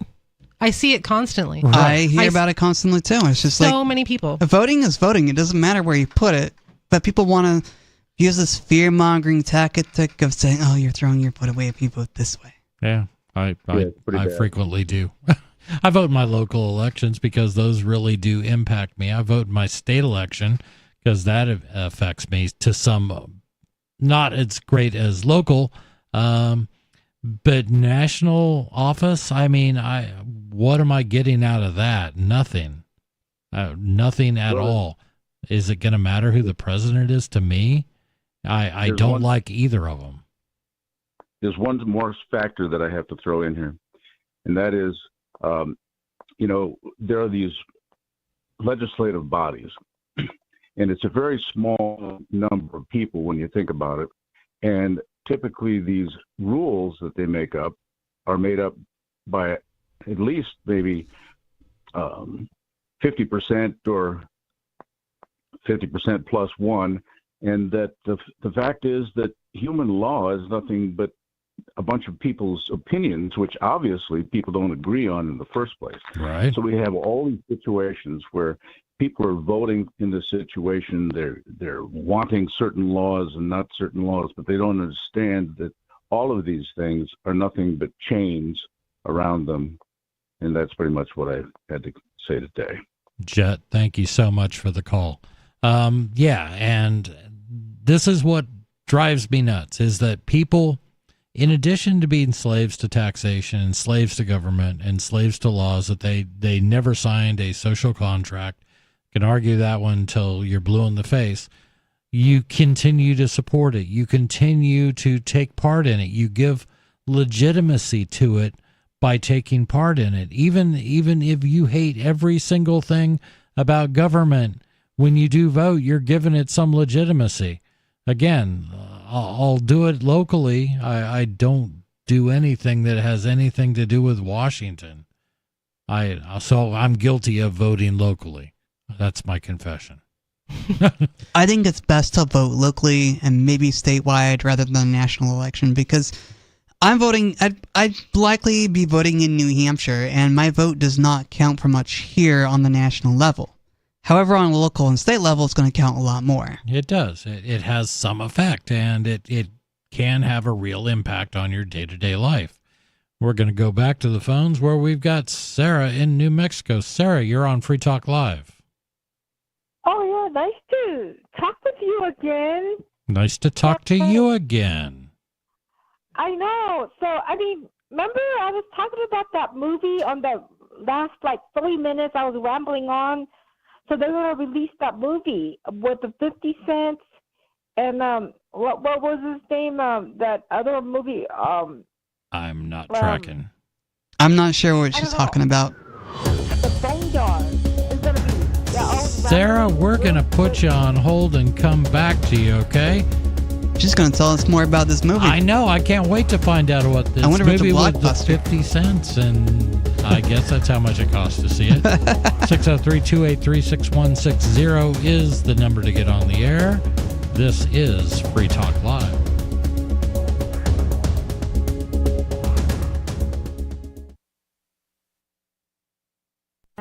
My name is Angel Rach. I'm a mother of 2 teenage children, and I fought all the way to the Supreme Court for the right to use the medicine that saved my life. I've been permanently disabled for 10 years, with an inoperable brain tumor, wasting syndrome, and several other serious conditions. For 4 years, I was in a wheelchair, in so much pain, I couldn't even hug my kids. The hardest part was looking in their eyes and seeing how much they were suffering because of my medical condition. The medicine that gave me my life back and gave my kids their mom back was cannabis, also known as medical marijuana. With medical marijuana, I can walk, maintain my weight, and I can be a mom. Without it, my doctors believe that I would die. To learn more about medical marijuana, contact Marijuana Policy Project at 1-877-JOIN-MPP or on the web at mpp.org. From Feature Story News in Washington, I'm Nick Harper. The White House says US President Joe Biden has no plans to pull out of the presidential race, despite growing concern in his party that he's not fit to serve another 4 years. His lackluster performance at last week's debate has created a wave of panic in the Democratic Party and calls for him to step aside so someone else can take on Republican Donald Trump in November's election. Biden says he's committed to remain to the end. And on Wednesday, White House Press Secretary Karine Jean-Pierre pushed back against reporters asking why Biden having a cold and jet lag was being used as reasons for his poor debate performance. We get tired looking at him doing his meetings and traveling. And so I think that's what he was speaking to. And I don't think it has a toll on, regardless of what age you are, it has a toll on you, that type of travel. There's a cold, there's a jet lag, you combine that. He continues to work for the American people day in and day out, around the clock. Things happen. He knew he has to power through. That's what presidents do. You push through. Hurricane Beryl is closing in on the Caribbean island of Jamaica, where it's expected to bring life-threatening winds and storm surges. Now downgraded to a Category 4 hurricane, it had been a Category 5. The earliest on record in the Atlantic, and has already brought destruction and death, killing at least 7 people in Grenada. FSN's US correspondent Kate Fisher reports. Hurricane Beryl could be one of the strongest storms to impact Jamaica in more than 15 years. It's expected to hit the Cayman Islands next on Wednesday night into Thursday. The storm's expected to continue weakening before reaching the Yucatan Peninsula of Mexico, where there's a hurricane warning in place. There's a slim chance that Beryl could pose a risk to coastal Mexico and South Texas as it moves west, or to coastal Texas and Louisiana if it were to turn north over the Gulf instead. Beryl's intensity is extremely unusual for this time of year, having been fueled by record warm ocean waters. With a new Prime Minister in place, the United Nations says Haiti is making headway to restore peace and hold credible elections. But these new developments are marred by ongoing gang violence in the capital and a lack of law and order. FSN's Jody Jacobs reports from UN headquarters in New York. While there's some hope on the horizon for Haiti, the ongoing gang violence is continuing unabated. Kenyan police arrived in the country last month as part of a UN-backed mission to secure the capital, as its own police is unable to. The country has a new prime minister, and he has his work cut out for him. Addressing a special UN Security Council session on Wednesday, Prime Minister Gary Conille acknowledged the challenges his country faces, but says he is up for the task and is committed to lasting peace and development. From Bureaus Worldwide, this is FSN. Our Matrix server is about as free as internet chat can be. Join the existing rooms or create your own at chat.freetalklive.com.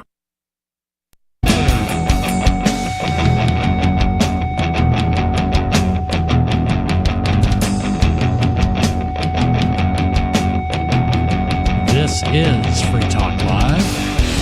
603-283-6160 is our number to call.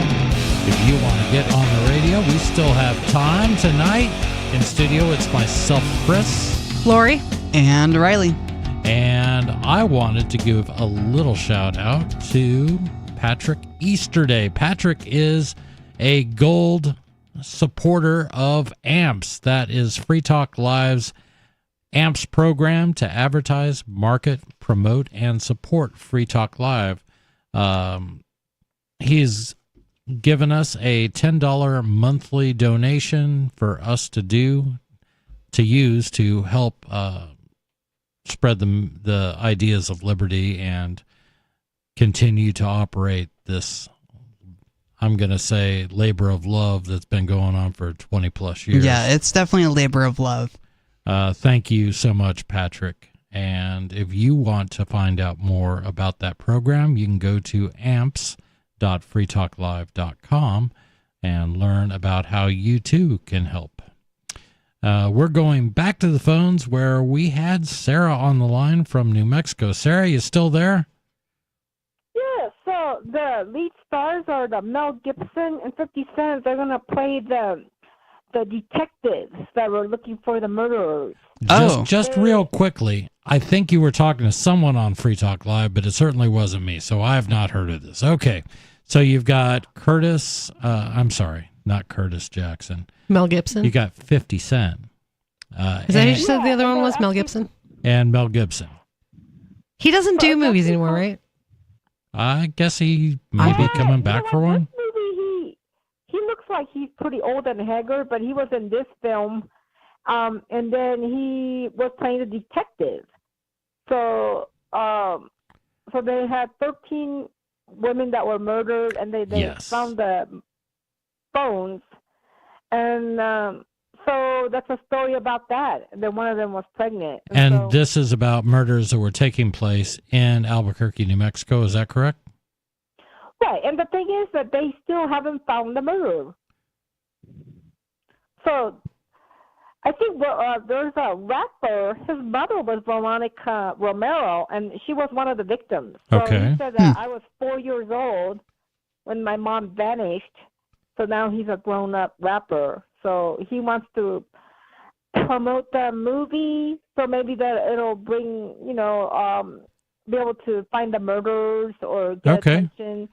So this is based on, like, true events? Yes. Okay. That's as I understand it. Okay. What's the name of the movie, Sarah? Boneyards. Boneyards. And that, do you know if that's available on video on demand or? I think it's going to be in the cinemas. Okay, so it hasn't come out yet. Okay, so everybody out there, keep your Are you going to go eyes- see the movie, Sarah? No, I don't. I'm not going to really see the movie. But I was hoping for a review. I don't, but I think the APD, the Albuquerque Police, is like, you never contacted us. You never got authorization from the families or the police department, and you just conjure up this movie. Are they authorized to do that? So how long ago did all this happen? I don't know, quite a few years ago. Right, and the Albuquerque Police Department hasn't found anything about this case. They're no further along today than they were when it happened. Is that what you're saying? I don't think so. They're doing investigation, and then they don't have the person that did the crime, the problem is that they could blow the case if they're close of catching the person. They could run them off. That's the dangers of having this kind of publicity. Right, but this rapper who's saying I was 4 years old when he lost his mother. So I'm just going to go out on a limb. 16 years ago, maybe. Mm-hmm. 16 years, Albuquerque police, you haven't solved the crime yet. I'm sorry, you don't really get a say in what people do to try to bring attention to a case. Sarah, thank you so much for the call. Maybe they think they own the IP to murders. Probably. We're going back to New Mexico. David, you're on Free Talk Live. What's up? I didn't do it. Not you? That sounds like something who did it would say. Yeah, exactly. David's admitting guilt here. Okay, you got me. I did it. I confess. Are you familiar with this case that Sarah's called in about a couple? How can you not be familiar if you live in Albuquerque? So when did this happen? I don't know, not recent. Starting 20 years ago until about 10 years ago. Okay, got you. So they've never brought any charges against anyone. Is that correct? Yeah, they don't. Unsolved to my knowledge. Right. So probably in a cold case file. And does it sound like the Albuquerque police? I don't. Let me stop you. I don't think it's cold case. I think there's still. They just got nothing. Whoever did it is so far skunked them. Interesting. So they say they're still doing stuff, but now along comes Hollywood and some money get thrown at it, and they're like, "Oh, you're going to jeopardize our case that we haven't solved in 20 years." Well, it's silly too, because there's tons of times that new publicity comes to a case. I listen to a lot of true crime, but there's tons of times that new publicity comes to a case and people are like, "Oh yeah, I remember whatever," and then they bring in new tips and then it gets solved. Right. They're Or like, that sounds exactly like David from New Mexico. Yeah. Or the killer will be like, "Ooh, they're talking about me, like BTK was stupid." Right. And get like a little ego boost, and then they get caught. Billy the Kid was not stupid. Not that BTK. The other one. Good. That was Billy quick, the Kid David. was a cool ass righteous dude. And he lived just down the road from me, right over there. I can see his place from here. Yeah. Can you point to it on the radio? I just did point, didn't you see? No. Riley can't see. That was very rude. Nobody can see. It's funny. It's funny. Riley, have you ever picked up a hammer and saw? Not yet, David. Not yet. Maybe one day. Try that to see if it works. All right, I will. So what were you asking me about all these crimes I committed? No, nothing. I was just curious about this case that Sarah seems fixated on, and I don't blame her. It's a crime. It's unsolved. A lot of people apparently were killed, and I just can't help but think if you guys have had 20 years to try to solve this, a movie coming out in 2024 isn't probably going to ruin your chances of finding anybody. And I agree with Lori. Yeah, probably not. I don't know what the controversy is. I found one thing: KRQE APD. Oh, by the way, APD. That's I call it APE PD. APE PD says makes sense. Was not consulted on a movie about West Mesa murders. APD said it was never contacted nor consulted by the film's writers and producers, and didn't even become aware of it until the trailer. Well, how good are your detectives? You didn't even become aware of it until the trailer. APD, you guys should be taken off the case based on that alone. So, well, what's the controversy? APD says that hey, this you're hoarding in on our action. What's up? Right, and it's asinine. They don't want to look bad. I get that. Are these women, like the kind of women? She said it was a bunch of women, Are you right? trying to say prostitutes? Yeah, prostitutes and the poor, the homeless, drug addicts. Mm-hmm, yeah. Oh, that's why it's not solved. Yeah.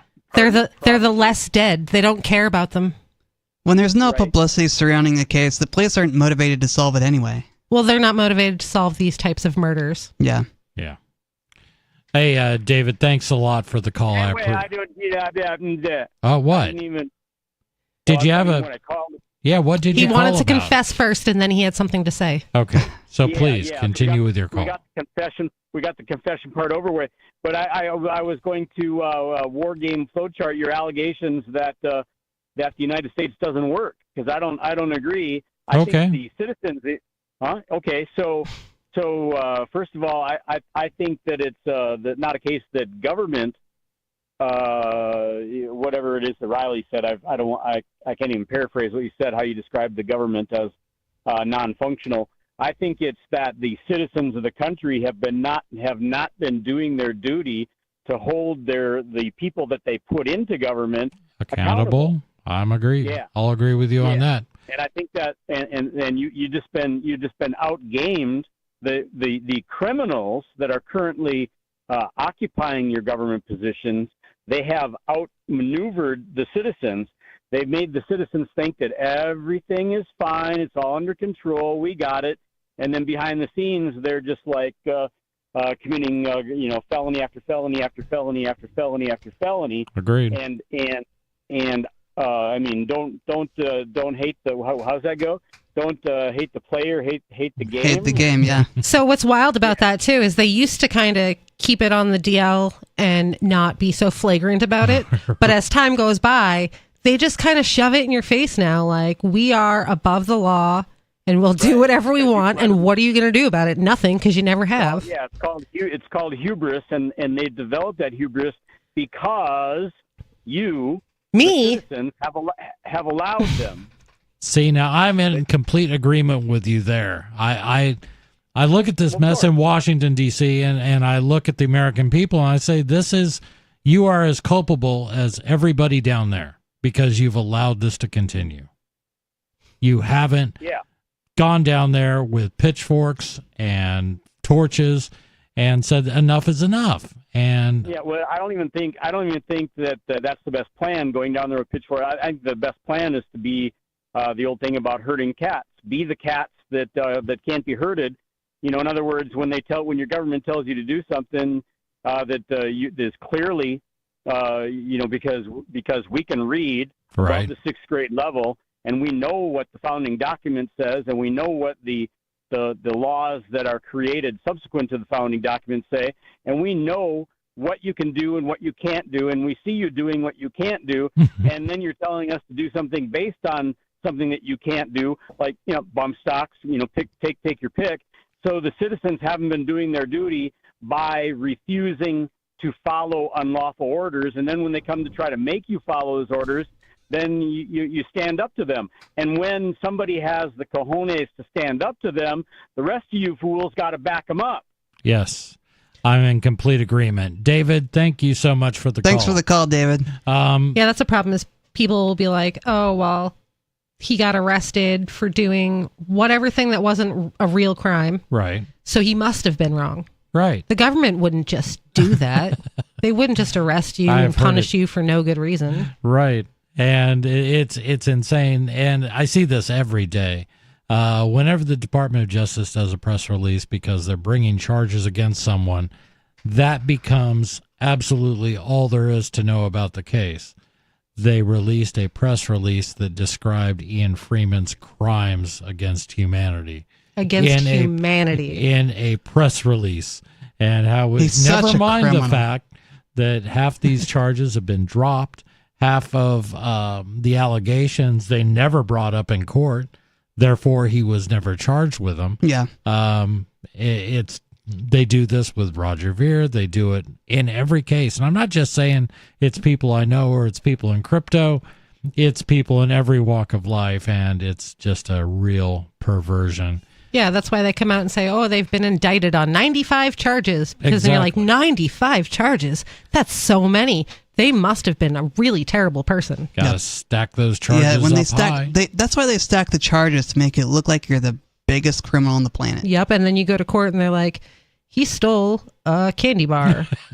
And that's the only charge. But it was a really good candy But bar. everybody heard the 95 charges, and now in their mind, you've done 95 terrible things. Well, not necessarily everybody. What the biggest concern is those 12 people that are going to be on that jury, who go in with a preconceived notion of these charges, and they're going to be read the indictment. Yeah, your peers who are not at all your peers. Right, and if they didn't hear about any of it on the news, then the indictment is going to be made available to them, even if the indictment is full of lies. It's crazy. I guess it could be worse. I mean, we could be in Japan. Well, actually, they did do something good. This is a story Riley brought in. Japan, top court rules forced sterilization law is unconstitutional. Hip hip hooray! Are they just Yay. finally figuring that out in Japan? Like, you can't forcibly sterilize somebody just because you want to? Let's find out. Japan's top court ruled on Wednesday that a eugenics law under which thousands of people were forcibly sterilized between 1948 and 1996, was unconstitutional. The Supreme Court also declared a 20-year-old statute of limitations could not be applied paving the way for compensation claims from victims after years of legal battles. They had to consider whether or not forcibly sterilizing people was okay. Yes. Seems like something you shouldn't have to spend much time being Yeah, like, you should wow, be that's like, a bad this idea. is not okay to begin with. Yeah. Well, the good thing is that, Japan has a constitution, and that's something we talk about a lot in America. Yeah. We've got a constitution. It's like, so does North Korea. They do. So and it does- says a lot of great things, but North Korea is a dictatorship under communism. Well, and the United States is a dictatorship under crony capitalism. So Indeed. I'm not sure what the difference is there. Crony capitalism gives the appearance of freedom. That's the difference. It does. The story continues. For the state to evade responsibility for damages payments would be extremely unfair and unjust and absolutely intolerable, the court in Tokyo said. Japan's government acknowledges that around 16,500 people were forcibly sterilized under the law that aimed to, quote, prevent the generation of poor quality descendants, unquote. So they're saying they were sterilizing people because they considered them to be poor quality and we're going to make more poor quality people? Well, yeah, you want the best people, don't you? We can't have disabled people breeding. They might make more people disabled. Can you imagine, Riley, if you were allowed to breed, then we would have more blind people? I know, the shock, the horror. Is absolutely not true. Yeah. It's insane. And before you say those crazy people in Japan, the United States has its own history of eugenics. That was a very popular thing. And whether or not they're going to have more disabled children, that's not really anyone else's choice to make, whether or not they reproduce. That's the part that's bad about it. Yeah, it absolutely takes that out of consideration. It shouldn't be an individual choice. Government knows best, so listen to us. The story continues. An additional 8,500 people were sterilized with their consent, although lawyers say even those cases were likely, quote, de facto forced, unquote, because of the pressure individuals faced. So you imagine you're lying at the government office and they're saying, yeah, we really think you should be sterilized. And how many people would just say, well, if you think it's the best. If you think it's best, I'll do it. I'll do it. I mean, no problem. Maybe those people should be then if they're just so easily going along with what the government tells them to do. Right. And a lot of people have always controversial opinion joked about it is a joke. It's like some people just shouldn't breed. Yeah. I believe that. I really do. If you're so dumb that the government's just like, well, you should really be sterilized, and you're like, okay, then maybe you really should be. They were right. Yeah. Yeah. So yeah, I've said that about a lot of groups of people. Like, you guys shouldn't even be breeding.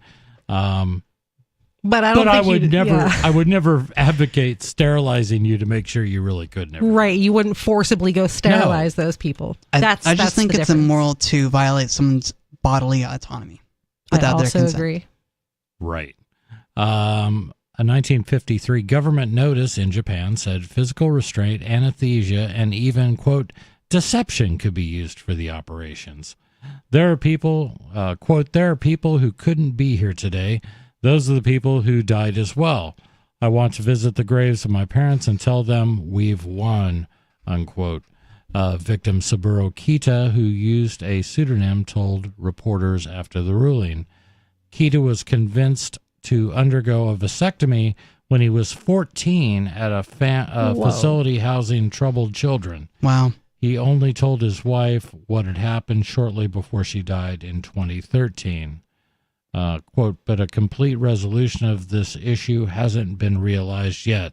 Together with lawyers, I will continue to fight, said Kita, one of several victims who celebrated outside the court, some in wheelchairs. Sterilizing a 14-year-old is pretty terrible. Oh, it's absolutely horrible. He was a troubled teen. Yeah, but still. I know. It's It insane. doesn't give people the opportunity to change if you're forcibly sterilizing them for just being a troubled teen. So this is something that I think we're all in agreement that government has no right, considering the reproductive capabilities of any person. Why should government get involved? They should not. Right. And you shouldn't force sterilization. By the same instance, where do you stand on abortion? I think that until the child, I said this last week, until the child is able to survive outside of the mother, then it's the mother's choice. The moment that a baby, you can take a baby out of a mother and it can live, then it is a whole person. Okay. What do you mean by live? Like live, perform basic bodily functions, pump your own blood, digest your own food, right? All that stuff. Okay. So not take care of yourself, just basic biologically living. Be alive. That's it. Outside. Be alive. Right. To some extent, I agree. I just don't like the idea of a mother aborting a child just because she had sex and she doesn't want to be responsible for the child. None of my business. Yeah. It's none of my business. I'm not going to force another human being to give their body to someone else. Okay. Okay. That's the only thing that you have is your body and your mind. That's the only thing you own entirely. No one can take it away from you without killing you. Right. And if you're going to tell a woman that she's forced to house another human being, you're taking it away from her. Oh, okay. Yeah, anytime this subject happens to ever come up, or if I bring it up, I find the opinions of women much more relevant on abortion than I find the opinions of men like myself. Yeah, I would agree. It's their bodies. Yeah, and it's never going to be solved. Nobody's ever going to be completely happy with anything. So That's right. I think we all just need to figure out a way that we can coexist. I don't know if we can, if there's ever going to be a case where people on either side are going to at least acknowledge the existence of people that disagree with them. So yeah, that's the reason why, like, I don't want an abortion. I don't think that they're good. I would prefer that people didn't have them and were more responsible with making human beings. Yeah. But the fact is that a woman with a baby inside of her, that's not a consequence that she's being punished with. And that's how a lot of people look at it. Mm-hmm. Oh, you were a filthy little hooker and you went out and you slept with somebody and you got pregnant. Now this is your consequence. That's a person. Right. That's a human being. And you can't just force a human being to take on another human being's life against their will. Yeah, and there's the whole it does take two to tango thing, Yeah, where that too. it does take two people to do this. Yeah, it's crazy, and Oh, and also, please. a woman is a whole already existent person, and a fetus is a potential person because they cannot exist on their own yet. And so a whole existent person should have the rights to their own body more than a potential person. Agreed. How about just some guy you met in a bar? What about him? Making that decision for you? Absolutely not. Exactly. That's how I feel. Hey, that's all the time we got tonight, but thank you for Join us tuning online. in. Join us online in the meantime. freetalklive.com.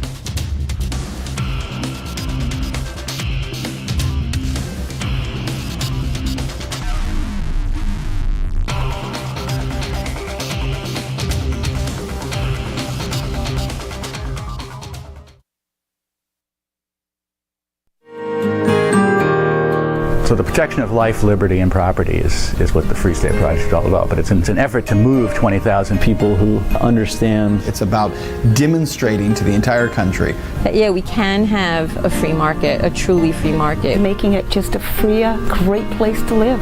It's the world's largest voluntarist libertarian community, and it's only getting bigger. That's amazing, to be able to move to a place where other people passionately believe in being free and independent. What the Free State Project is managing to do, though, is to put their money where